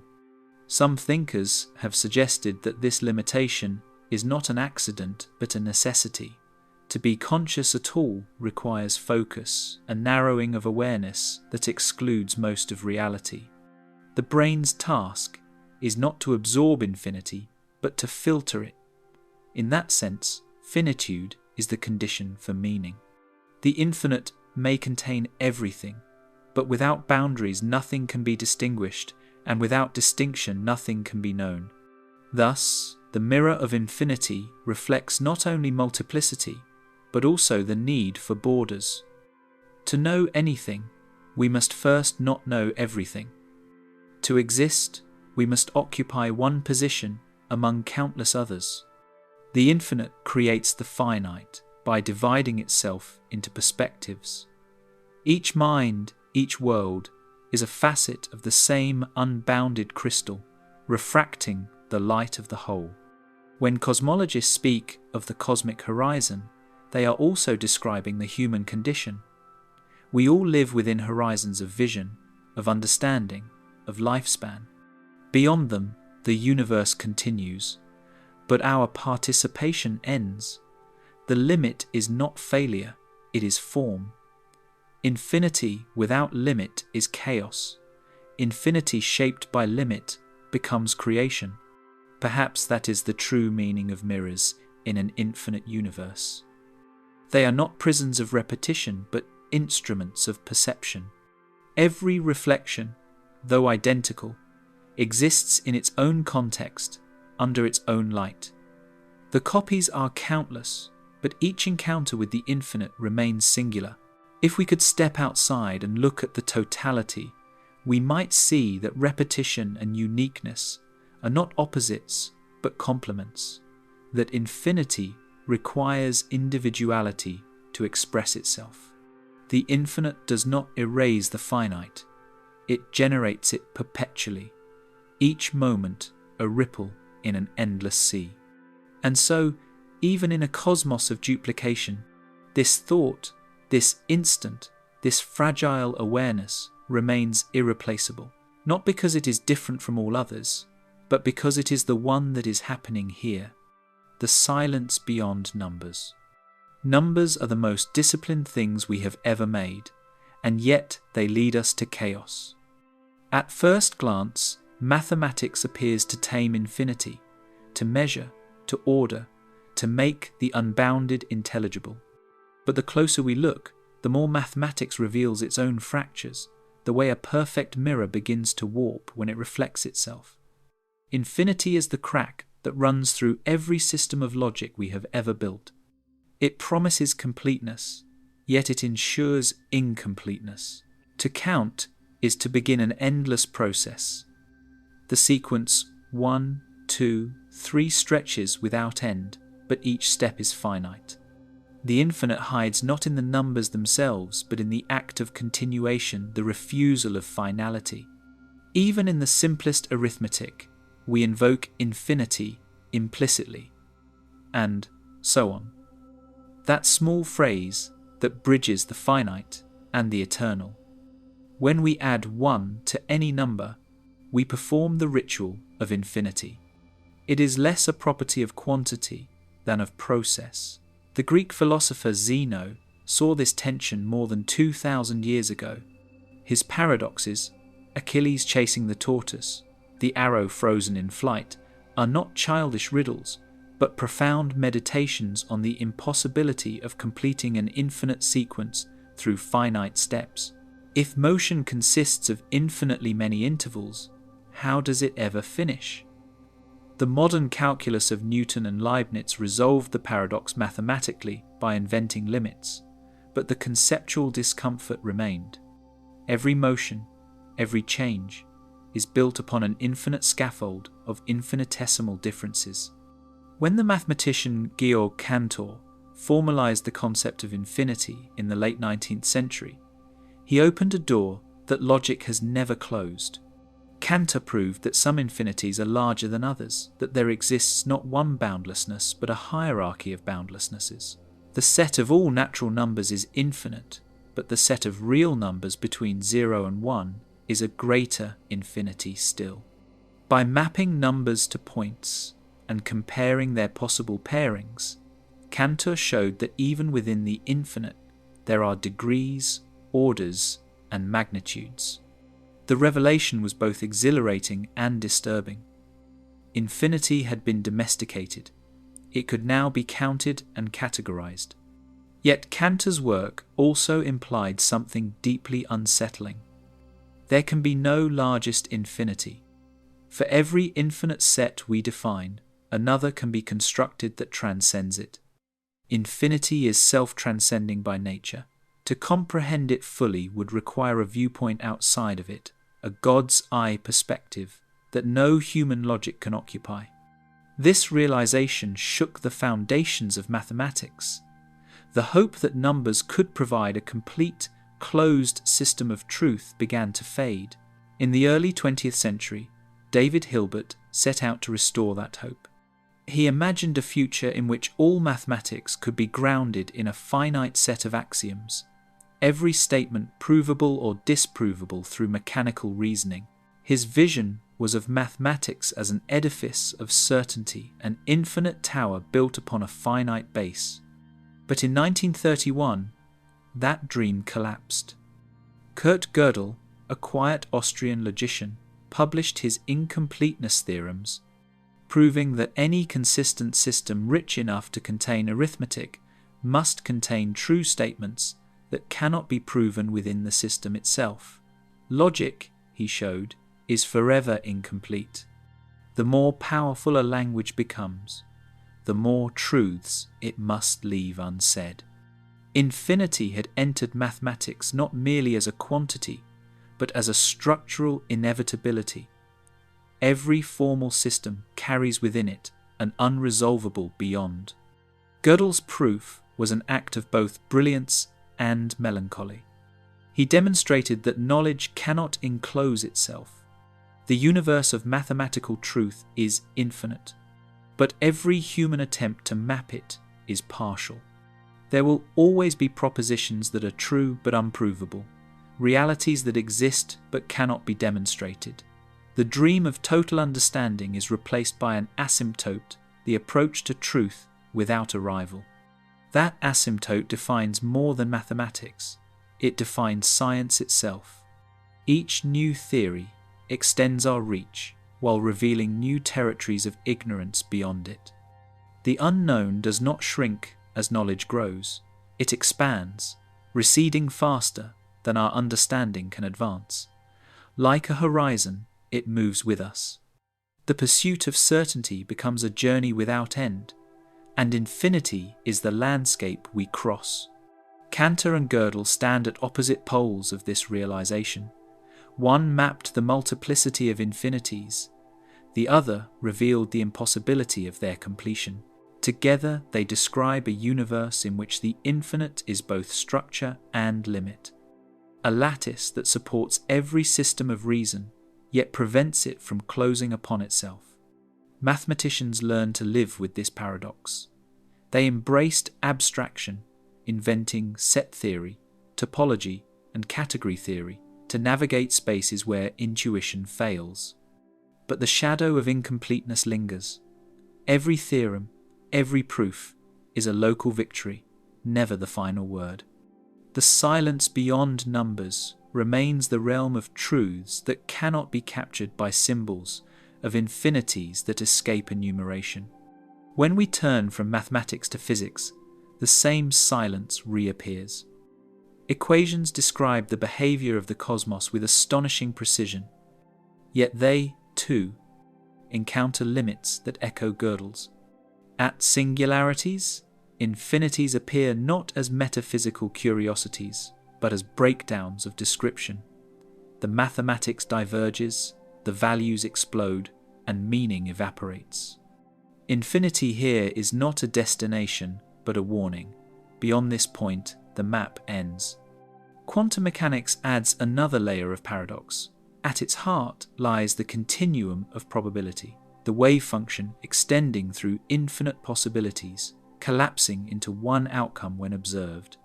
The mathematics predicts exact probabilities for infinite ensembles, but any single event remains uncertain. Infinity manifests as potentiality, not completion. The world exists not as a totality, but as a superposition of maybes. Information theory, born from the work of Claude Shannon, approaches infinity from yet another angle. Every message, every computation, is measured in bits, the smallest units of information.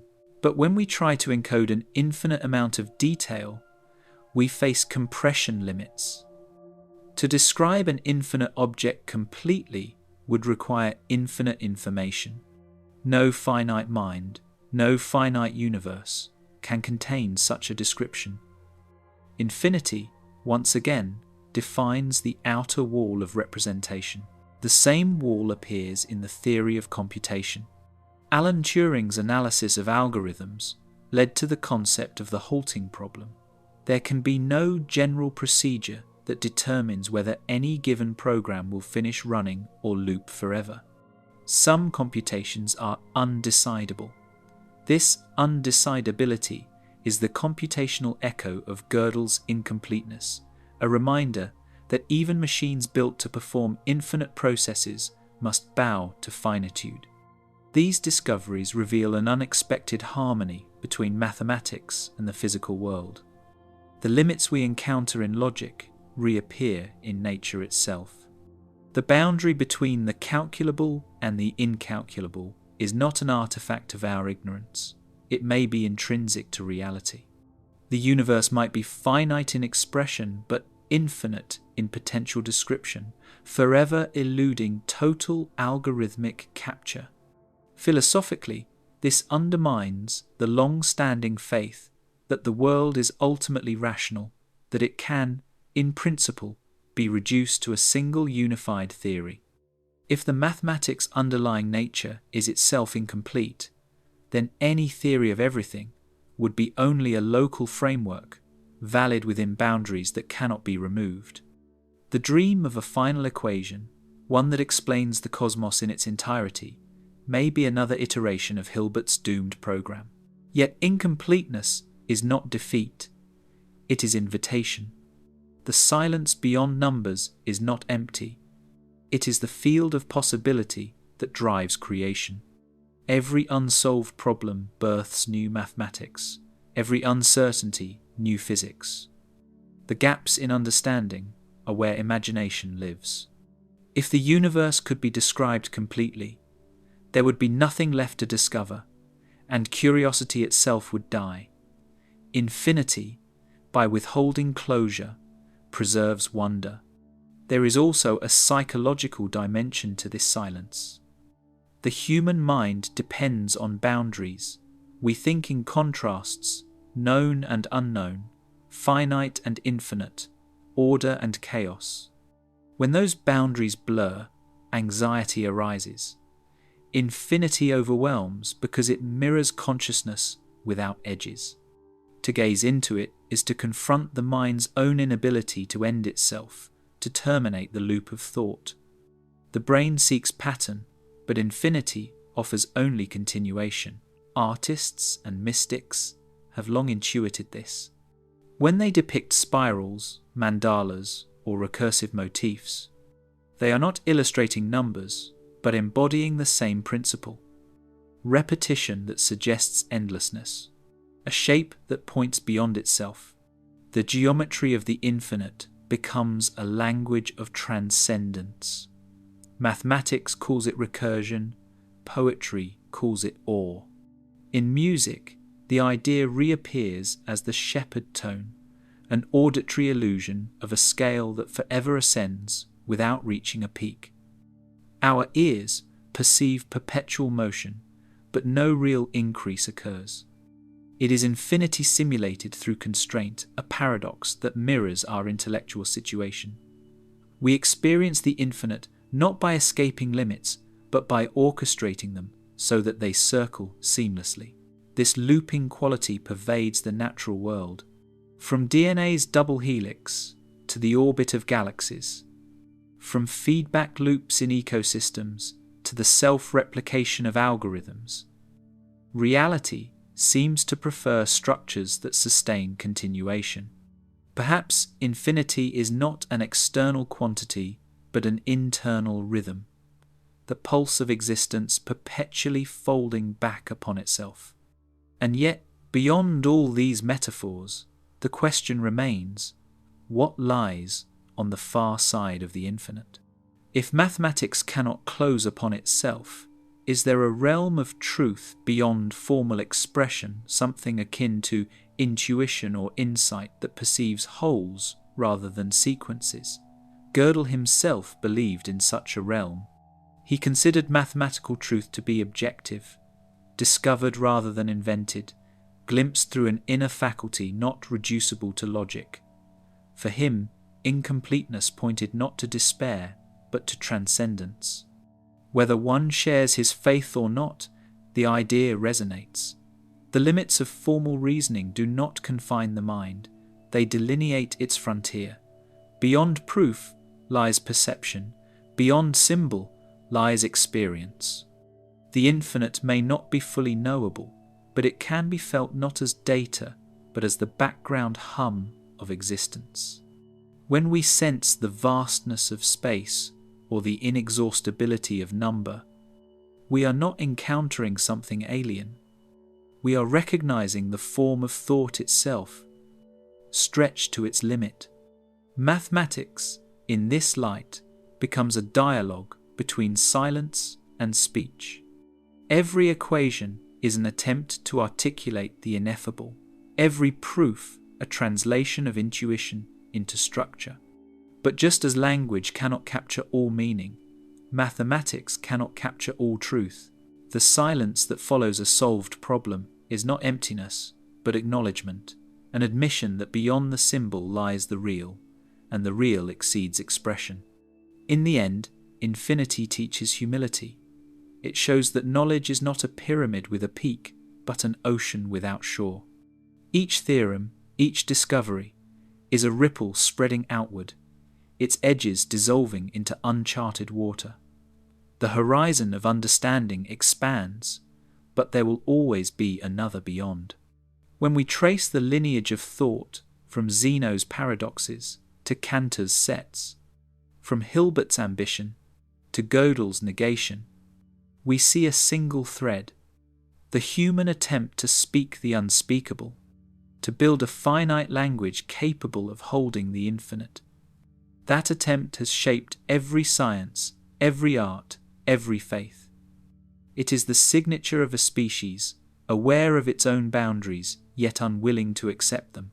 Perhaps that is the true meaning of the silence beyond numbers. It is not failure, but invitation, not a void, but an opening. It tells us that reality is larger than our formal descriptions, that reason, to be alive, must always coexist with mystery. The infinite does not stand outside knowledge, it breathes through it, ensuring that the act of understanding never ends. And somewhere, within that endless pursuit, a quiet recognition emerges, that the universe's most profound truths are not those we can prove, but those we can only live. Dreams of the boundless mind. Infinity does not merely surround us, it inhabits us.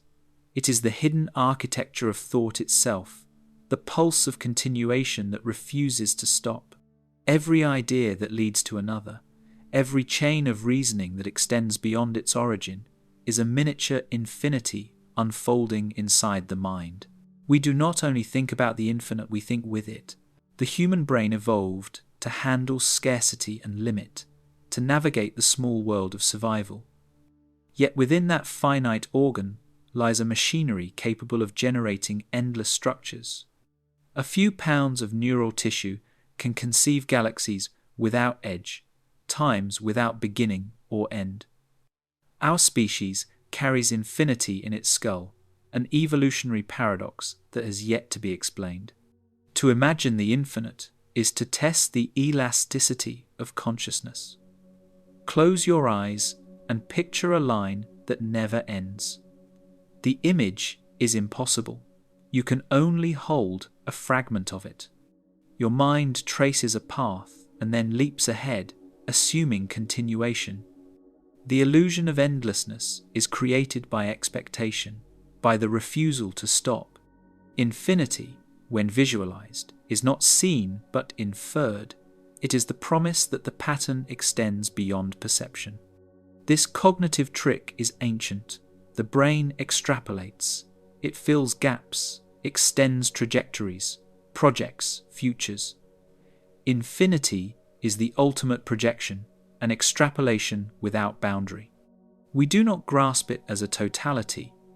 We generate it dynamically, step by step, as if thought itself were running an infinite algorithm. The mathematician's series, the artist's spiral, the philosopher's regress, all are versions of this same mental process, continuation as creation. But this continuation comes at a cost. The mind, built to contain bounded problems, often breaks under unbounded recursion. Anxiety, obsession, and metaphysical vertigo are psychological reflections of infinite loops within consciousness. To dwell too long on the unending is to feel the edges of thought dissolve. Mystics call this dissolution transcendence. Psychologists call it dissociation. Both are encounters with the same frontier, the point where the finite mind brushes against the boundless. Throughout history, such encounters have shaped culture. In the mystic traditions of Sufism, Kabbalah, and Neoplatonism, infinity is not an abstraction, but an experience. The divine is described as boundless light, the uncontained source from which all forms arise. The self, in contemplation, dissolves into that light, losing individuality but gaining totality. In such moments, language collapses. The infinite cannot be narrated. It can only be undergone. Modern neuroscience has begun to explore these states. During experiences of awe, meditation, or psychedelic expansion, the brain's default mode network, the circuitry responsible for self-referential thought, temporarily quiets. Boundaries between self and world blur. Time slows or disappears. The individual no longer feels located in space, but spread across it. For a few seconds or minutes, the mind tastes infinity. This does not make the experience less real. It redefines what real means. If infinity can be felt internally, it suggests that the infinite is not solely external. Perhaps the cosmos does not impose infinity upon us. Perhaps we project it outward from the architecture of cognition itself. The brain, confronted with its own recursive structure, may see in the universe a reflection of its own unending processes. The outer infinite and the inner infinite mirror one another. Philosophers have long wrestled with this reciprocity. Immanuel Kant argued that infinity exists as an idea of reason, a necessary but unreachable concept that guides understanding without being itself empirical. The infinite, for Kant, is the mind's horizon, always approached, never attained. The self cannot step outside space and time to view their totality. It can only think the unthinkable boundary beyond which knowledge dissolves. In contrast, phenomenologists like Edmund Husserl and Maurice Merleau-Ponty described infinity as a feature of experience itself. Every perception, they observed, carries an implicit horizon, an awareness of what lies beyond the visible. When you look at a landscape, you sense the continuation of space beyond your gaze. When you remember the past, you intuit that there was a before extending without limit. Consciousness, by its very nature, opens outward. Infinity is the background condition of awareness. Even in the sciences of mind, the language of infinity recurs. Neural networks operate through feedback loops. Memory functions by reactivating patterns of activity. Consciousness itself may depend on recursive self-modeling, the brain representing itself. Each of these mechanisms, if followed conceptually, leads to infinite regress. The brain contains an infinite mirror, the self watching itself watch. This recursive design grants flexibility but also instability. When the self reflects too deeply upon its own reflection, it risks collapse. The philosopher Douglas Hofstadter called this the strange loop, the mind's ability to turn inward so far that it becomes both observer and observed. From this loop arises self-awareness and, inevitably, the temptation to imagine infinity. To know oneself is to discover an unending chain of mirrors. Art has long served as a rehearsal space for these reflections. In the drawings of M.C. Escher, staircases fold back upon themselves, hands draw one another, patterns repeat to infinity. His work makes visible the self-referential logic that underlies consciousness. Each print is a meditation on recursion, a finite representation of the infinite act of representation itself. Music, too, explores this territory. Johann Sebastian Bach's fugues weave themes that return endlessly, transforming but never terminating.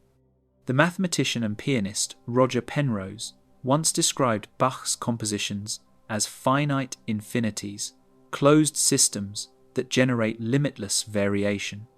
Listening to such music, one feels the mind reaching beyond its bounds, tracing structures that seem to continue even after the final note fades. In literature, infinity appears as labyrinth. Jorge Luis Borges imagined libraries that contain all possible books, gardens of forking paths that represent every possible decision. His stories are mirrors of the universe itself, finite texts that encode infinite possibility. In Borges, infinity is not an abstract number, but a narrative condition. The awareness that every story is one of infinitely many. These artistic expressions reveal something fundamental, that the infinite is not alien to the human condition, but intrinsic to it. We are finite beings, haunted by infinite potential. Our languages, arts, and sciences are not attempts to escape finitude, but to converse with it, to translate the endless into forms small enough to hold. Infinity gives shape to our longing for continuation, our refusal to accept that anything ends completely. That longing is also biological. Evolution, blind and indifferent, has created organisms that replicate, generation after generation, without conscious design. DNA itself is a mechanism of repetition, a molecular script that writes and rewrites life. Though individuals die, the pattern persists. Life, in its essence, behaves like a function that calls itself. It is recursion embodied. Each living thing is a temporary manifestation of an infinite algorithm, to survive, to reproduce, to repeat. Even death participates in this pattern. The atoms that compose a body disperse, but they do not vanish. They become part of other systems, other forms. The finite dissolves into continuity. The boundary between life and matter blurs, and the infinite cycle of transformation continues. In this sense, infinity is not a metaphysical idea, but a physical process, the persistence of pattern through change. Yet the human mind does not experience this persistence serenely. It seeks permanence in the transient, finality in the cyclical. Our myths of eternity, heaven, reincarnation, transcendence are psychological translations of this struggle. We imagine infinity as reward or punishment because we cannot bear its neutrality. The infinite simply continues. It does not care whether it is paradise or repetition.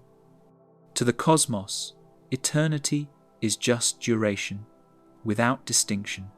Still, the desire to comprehend the infinite drives our greatest achievements. Every telescope, every equation, every poem is an instrument for touching the untouchable. When the astronomer stares at the faint light of distant galaxies, they are not only observing space, they are performing an act of empathy with the infinite.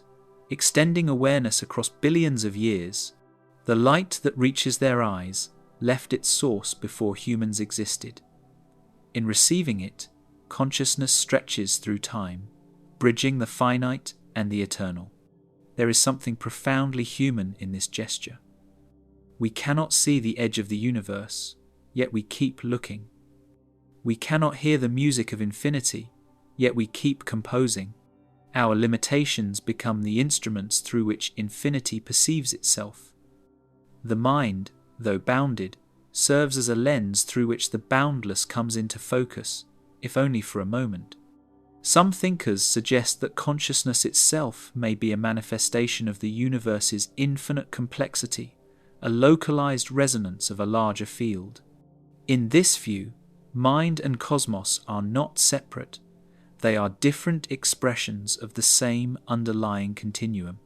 The infinite is not out there, it is the condition of being here.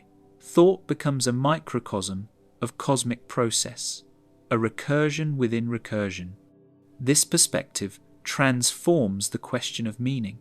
If infinity is everywhere, then significance cannot depend on scale.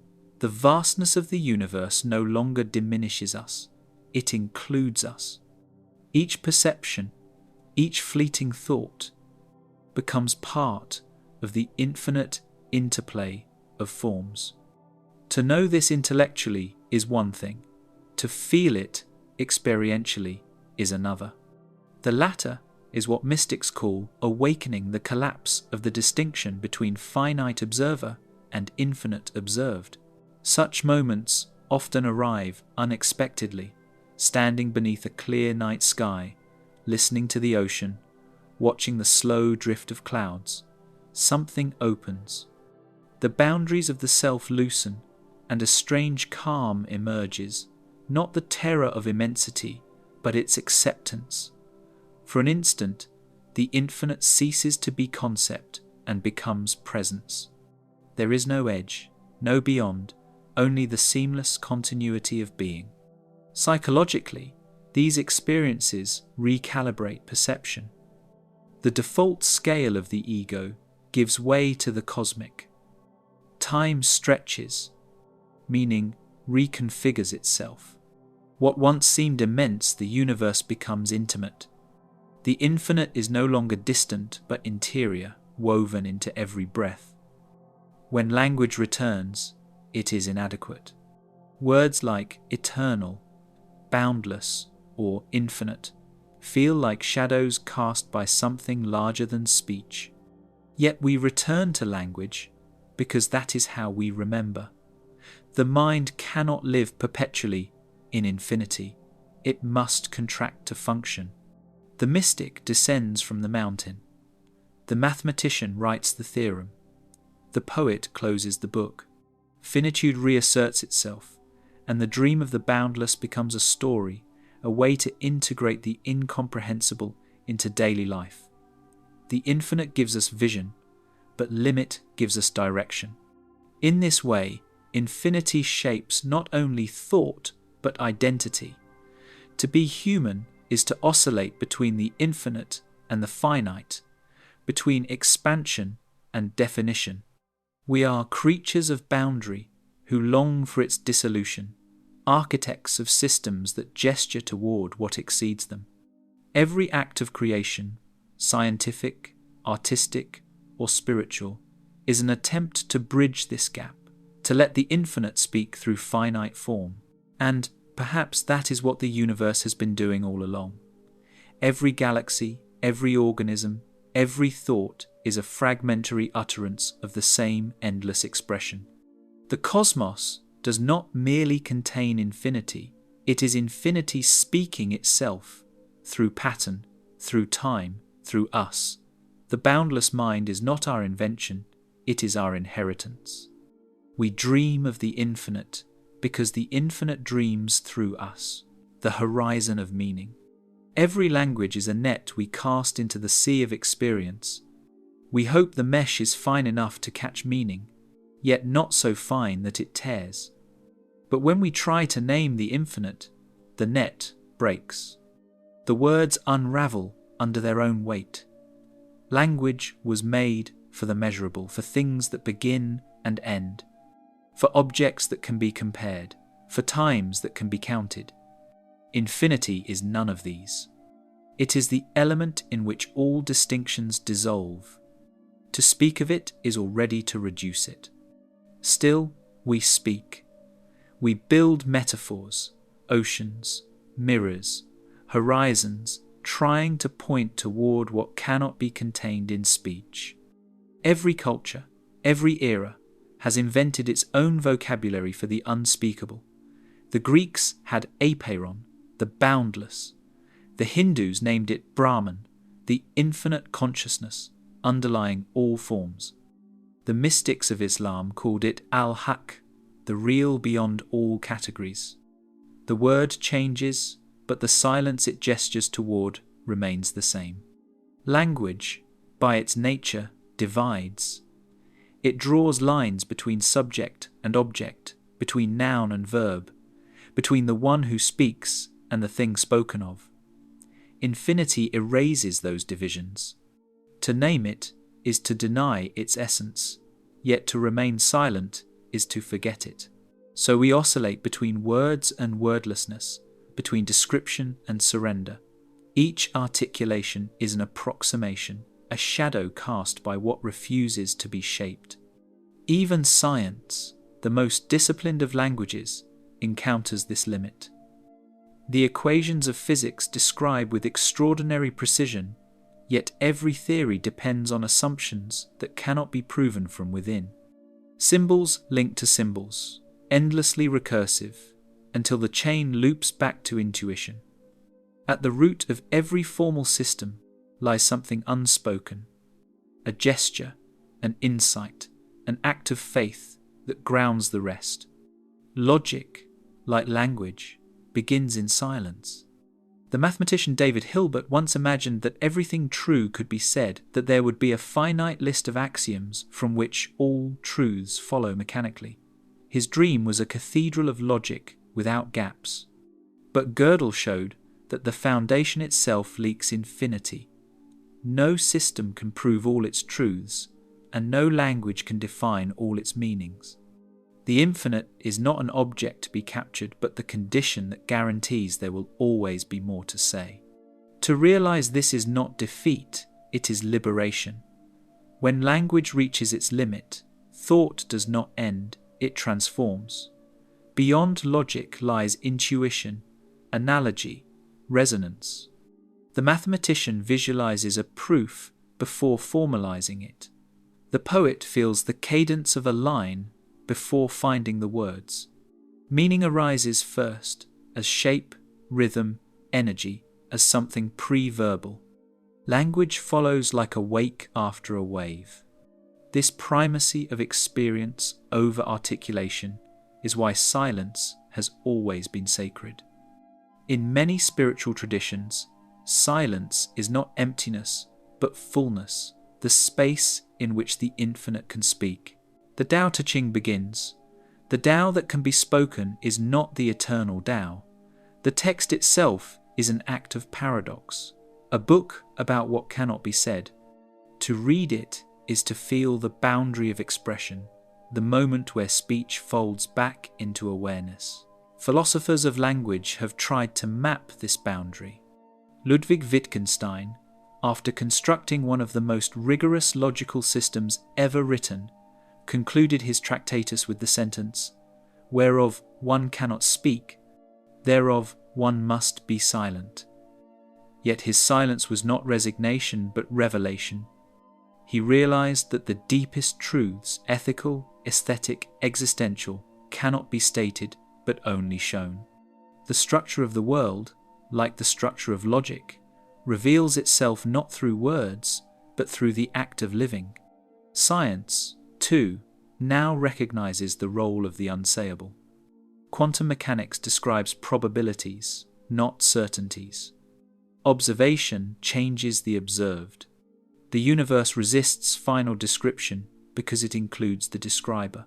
Every measurement collapses an infinite wave of possibilities into one actuality, yet the totality remains beyond comprehension. The observer is both participant and limitation. The act of naming alters the thing named. To live in this condition is to dwell within paradox. We crave meaning, but meaning depends on difference, and difference dissolves in the infinite. We search for truth, but truth requires perspective, and perspective is inherently limited. Language is the bridge across this gap, but it is a bridge that never reaches the opposite shore. Each word carries us a little farther, only to reveal a wider sea beyond. This tension has shaped every form of human expression. In poetry, words stretch toward the ineffable through rhythm and metaphor, creating resonance rather than reference. In art, form points beyond itself, the visible hinting at the invisible. In music, repetition and variation evoke the infinite more directly than any sentence could, a melody that returns endlessly, changing and unchanged, like the cosmos breathing. Even in everyday speech, we glimpse the infinite through the cracks, a pause, a sigh, a gesture. These are fragments of silence that remind us of what language cannot hold. Conversation, when it flows deeply, becomes more than exchange. It becomes communion. Two minds approach the boundary of expression and recognize in each other the same unspoken vastness. Logic, for all its precision, shares this fate. Its beauty lies in its consistency, but consistency cannot generate meaning. A logical proof can demonstrate relations, but it cannot tell us why they matter. To ask why is to step beyond logic into value, intention, consciousness. The laws of reason describe the structure of thought, not its purpose. Infinity exposes this distinction. We can formalize the structure endlessly, but the question of meaning remains open. The physicist and philosopher Werner Heisenberg once wrote that the first gulp from the cup of natural science turns you into an atheist, but at the bottom of the cup, God is waiting. He did not mean a deity in the traditional sense, but the realization that the universe, when pursued to its limits, ceases to be a collection of objects and becomes an act of being. Beyond logic lies presence, the raw immediacy of existence that precedes explanation. To encounter this presence is to experience what mystics call the ineffable. The word itself, ineffable, means that which cannot be spoken. It appears in every culture's vocabulary for the infinite. In the Upanishads, it is neti neti, not this, not that. In Christian theology, it is the via negativa, the path of unknowing, which approaches the divine by denying all predicates. The infinite can be approached only by subtraction, never by addition. Language breaks not because it is weak, but because it is exact. It cannot describe what has no boundary. To speak is to define, and to define is to exclude. Infinity allows no exclusion. The very act of saying this implies not that, and thus the infinite slips away. Only silence can hold it, because silence makes no distinctions. But silence, too, is not pure. It is shaped by the expectation of speech. When we fall silent before the vastness of the night sky, that silence is not emptiness, but fullness. It is the pause after understanding that there is nothing left to say.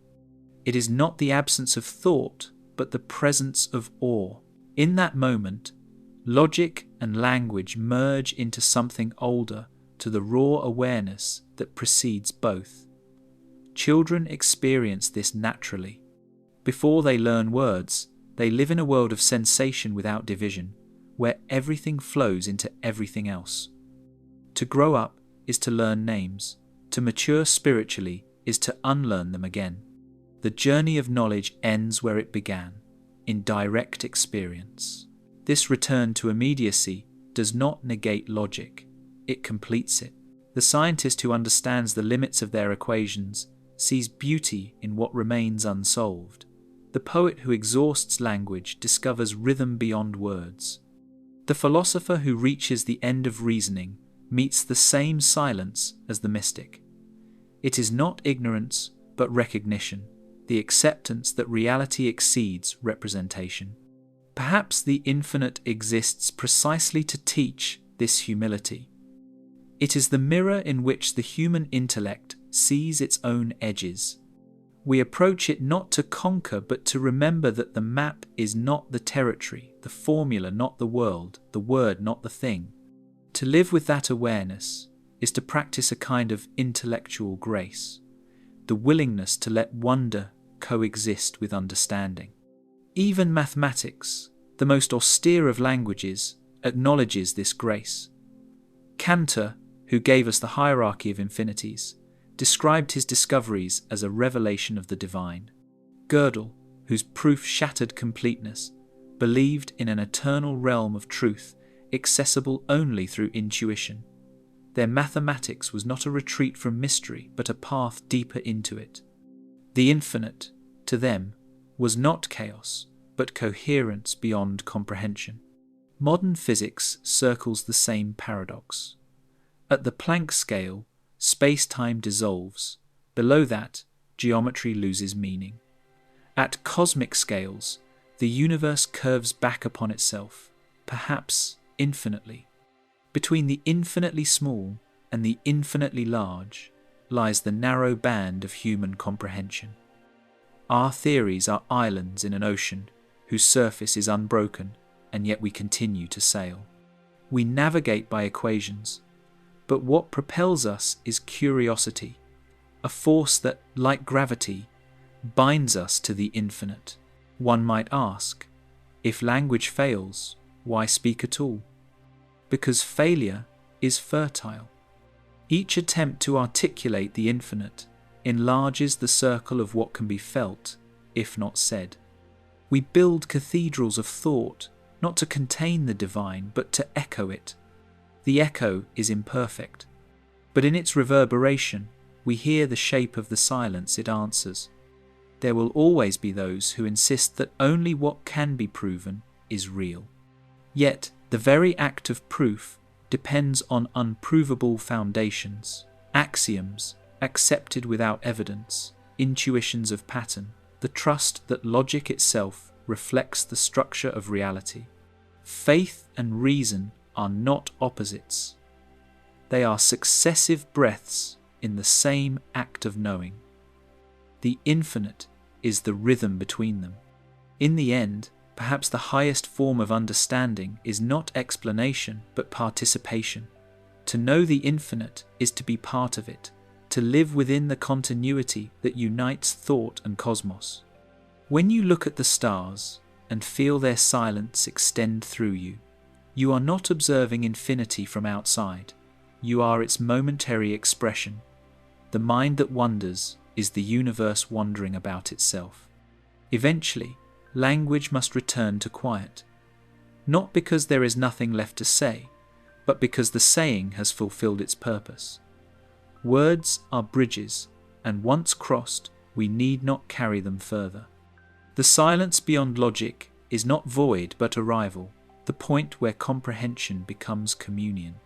To stand there, between the last word and the first breath of stillness, is to glimpse what all thought seeks, the unity of knower and known, of symbol and thing, of self and universe. Infinity does not demand belief, it invites recognition. It is not elsewhere, not later. It is the presence that underlies every moment of awareness, the continuity that holds even silence together. And so, the journey that began with counting stars ends not in explanation, but in understanding. An understanding without words, vast and simple as light, beyond language and logic. When questions fail, some questions seem meaningful, but dissolve upon examination. What happened before the Big Bang sounds reasonable until you realize that time itself began at the Big Bang, before presupposes time, and if time didn't exist, before has no meaning. The question uses temporal language where temporal concepts don't apply. It's not that the answer is unknown, it's that the question is malformed. What exists outside the universe may be the same type of question. It uses spatial language, outside, beyond, exterior, in a context where space might not extend beyond the universe. If the universe is all of space, asking what's outside is like asking what's outside of space itself. The question appears to make sense grammatically, but conceptually it founders. Consider the definition of universe. The word comes from Latin universum, meaning all things, the whole, totality. If the universe is everything that exists, then by definition, nothing exists outside it. Outside the universe becomes a contradiction in terms outside of everything. You can't have something outside of everything because then that something would be part of everything, and thus inside the universe. This definitional approach resolves the question by making it tautological. If we define universe as all of existence, then asking what's outside is asking what's outside existence, and the answer is nothing.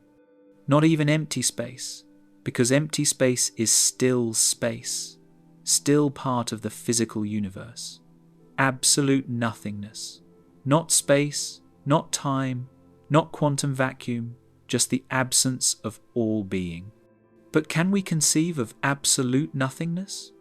Philosopher Parmenides, in ancient Greece, argued that nothingness is inconceivable and therefore impossible. Nothing can't exist because existence and nothingness are contradictory. To say nothing exists outside the universe is to say non-existence exists, which is incoherent.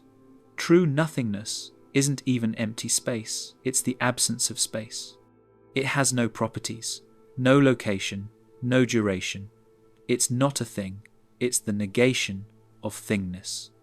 This line of reasoning suggests the universe must be self-contained, not because it's bounded, but because existence itself has no exterior. There's no place for an exterior to be. Space, time, matter, energy. These are features of the universe, not features of something outside it. Yet physics offers a subtler concept of nothing, the quantum vacuum. In quantum field theory, even empty space isn't empty. Virtual particles constantly pop into and out of existence, borrowing energy from the uncertainty principle for brief moments. The vacuum seethes with activity quantum fluctuations, zero-point energy, virtual particle-antiparticle pairs. This isn't absolute nothingness. It's quantum fields in their lowest energy state, still structured, still governed by physical laws. Some cosmologists speculate that the universe emerged from quantum vacuum, that a quantum fluctuation under specific conditions inflated into a universe. In this view, the nothing that preceded the universe was really quantum vacuum, which is something. It has properties. It follows quantum mechanics. It permits fluctuations. It can decay into lower energy states, which is what a universe-creating fluctuation would be. This raises the question, where did the quantum vacuum come from? If it's governed by laws, where did those laws come from? Physicist Lawrence Krauss, in his 2012 book A Universe from Nothing, argues that quantum vacuum is a legitimate nothing for physics, even though philosophers object. Philosophers want absolute nothingness, no space, no time, no laws. But Krauss contends that such absolute nothingness is incoherent.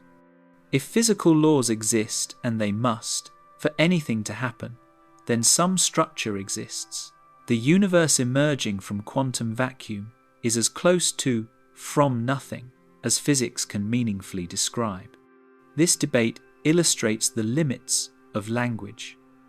We have words like nothing, outside, before, but their meanings depend on context.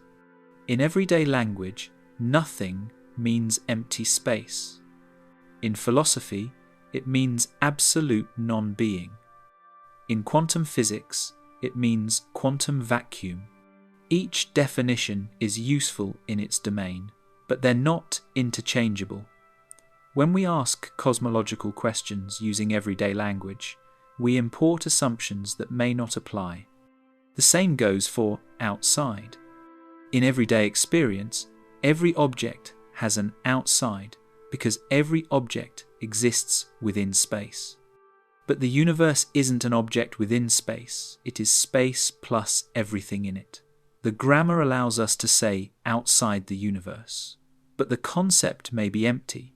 We're using a linguistic structure designed for objects within space and applying it to space itself where it doesn't fit. Philosopher Ludwig Wittgenstein famously wrote, "The limits of my language mean the limits of my world." Our language evolved to describe medium-sized objects at human scales, rocks, rivers, animals. It wasn't designed for quantum superposition, relativistic space-time, or cosmic topology. When we push language to describe these extremes, it strains. Metaphors and analogies help comparing the universe to a balloon's surface, or space to fabric, but they're imperfect. The reality exceeds the metaphor. This doesn't mean cosmological questions are meaningless. It means we must be careful, distinguish between questions that can be answered empirically. How old is the universe? What's its geometry? Questions that can be addressed theoretically. Does eternal inflation predict a multiverse? And questions that may be linguistically or logically incoherent. What's outside of space? What happened before time? The last category isn't necessarily empty. Sometimes reconceptualizing the question reveals a meaningful version. What happened before the Big Bang becomes, does time have a beginning or extend infinitely into the past? That version can be addressed, even if not definitively answered. Similarly, what's outside the universe can be reconceptualized. If eternal inflation is real, outside means the inflating space beyond our bubble. If brain cosmology is real, outside means the bulk. If many worlds is real, outside means other quantum branches. Each framework gives outside meaning. But if the universe is simply all of space, finite but unbounded, or infinite, then outside has no referent. It's a word without an object. We might also consider the limits of human cognition. Our brains evolved to navigate three-dimensional space, track objects, infer causation. We're not equipped to intuitively grasp higher dimensions, quantum superposition, or infinite sets. These concepts require mathematical abstraction, not direct perception. Perhaps the universe's true nature is fundamentally inaccessible to human intuition, describable only through equations we can manipulate without fully comprehending. Physicist John Wheeler once said, "We live on an island of knowledge, surrounded by a sea of ignorance. As our island grows, so does the shore of our ignorance. Every answer raises new questions. We've learned the universe expands, but why? We've measured its geometry, but what determines it? We've observed its uniformity, but how did it arise? Each answer, inflation, dark energy, quantum fluctuations, opens new mysteries. Perhaps what's outside the universe is a question we're not yet equipped to answer, or one that will always remain beyond reach.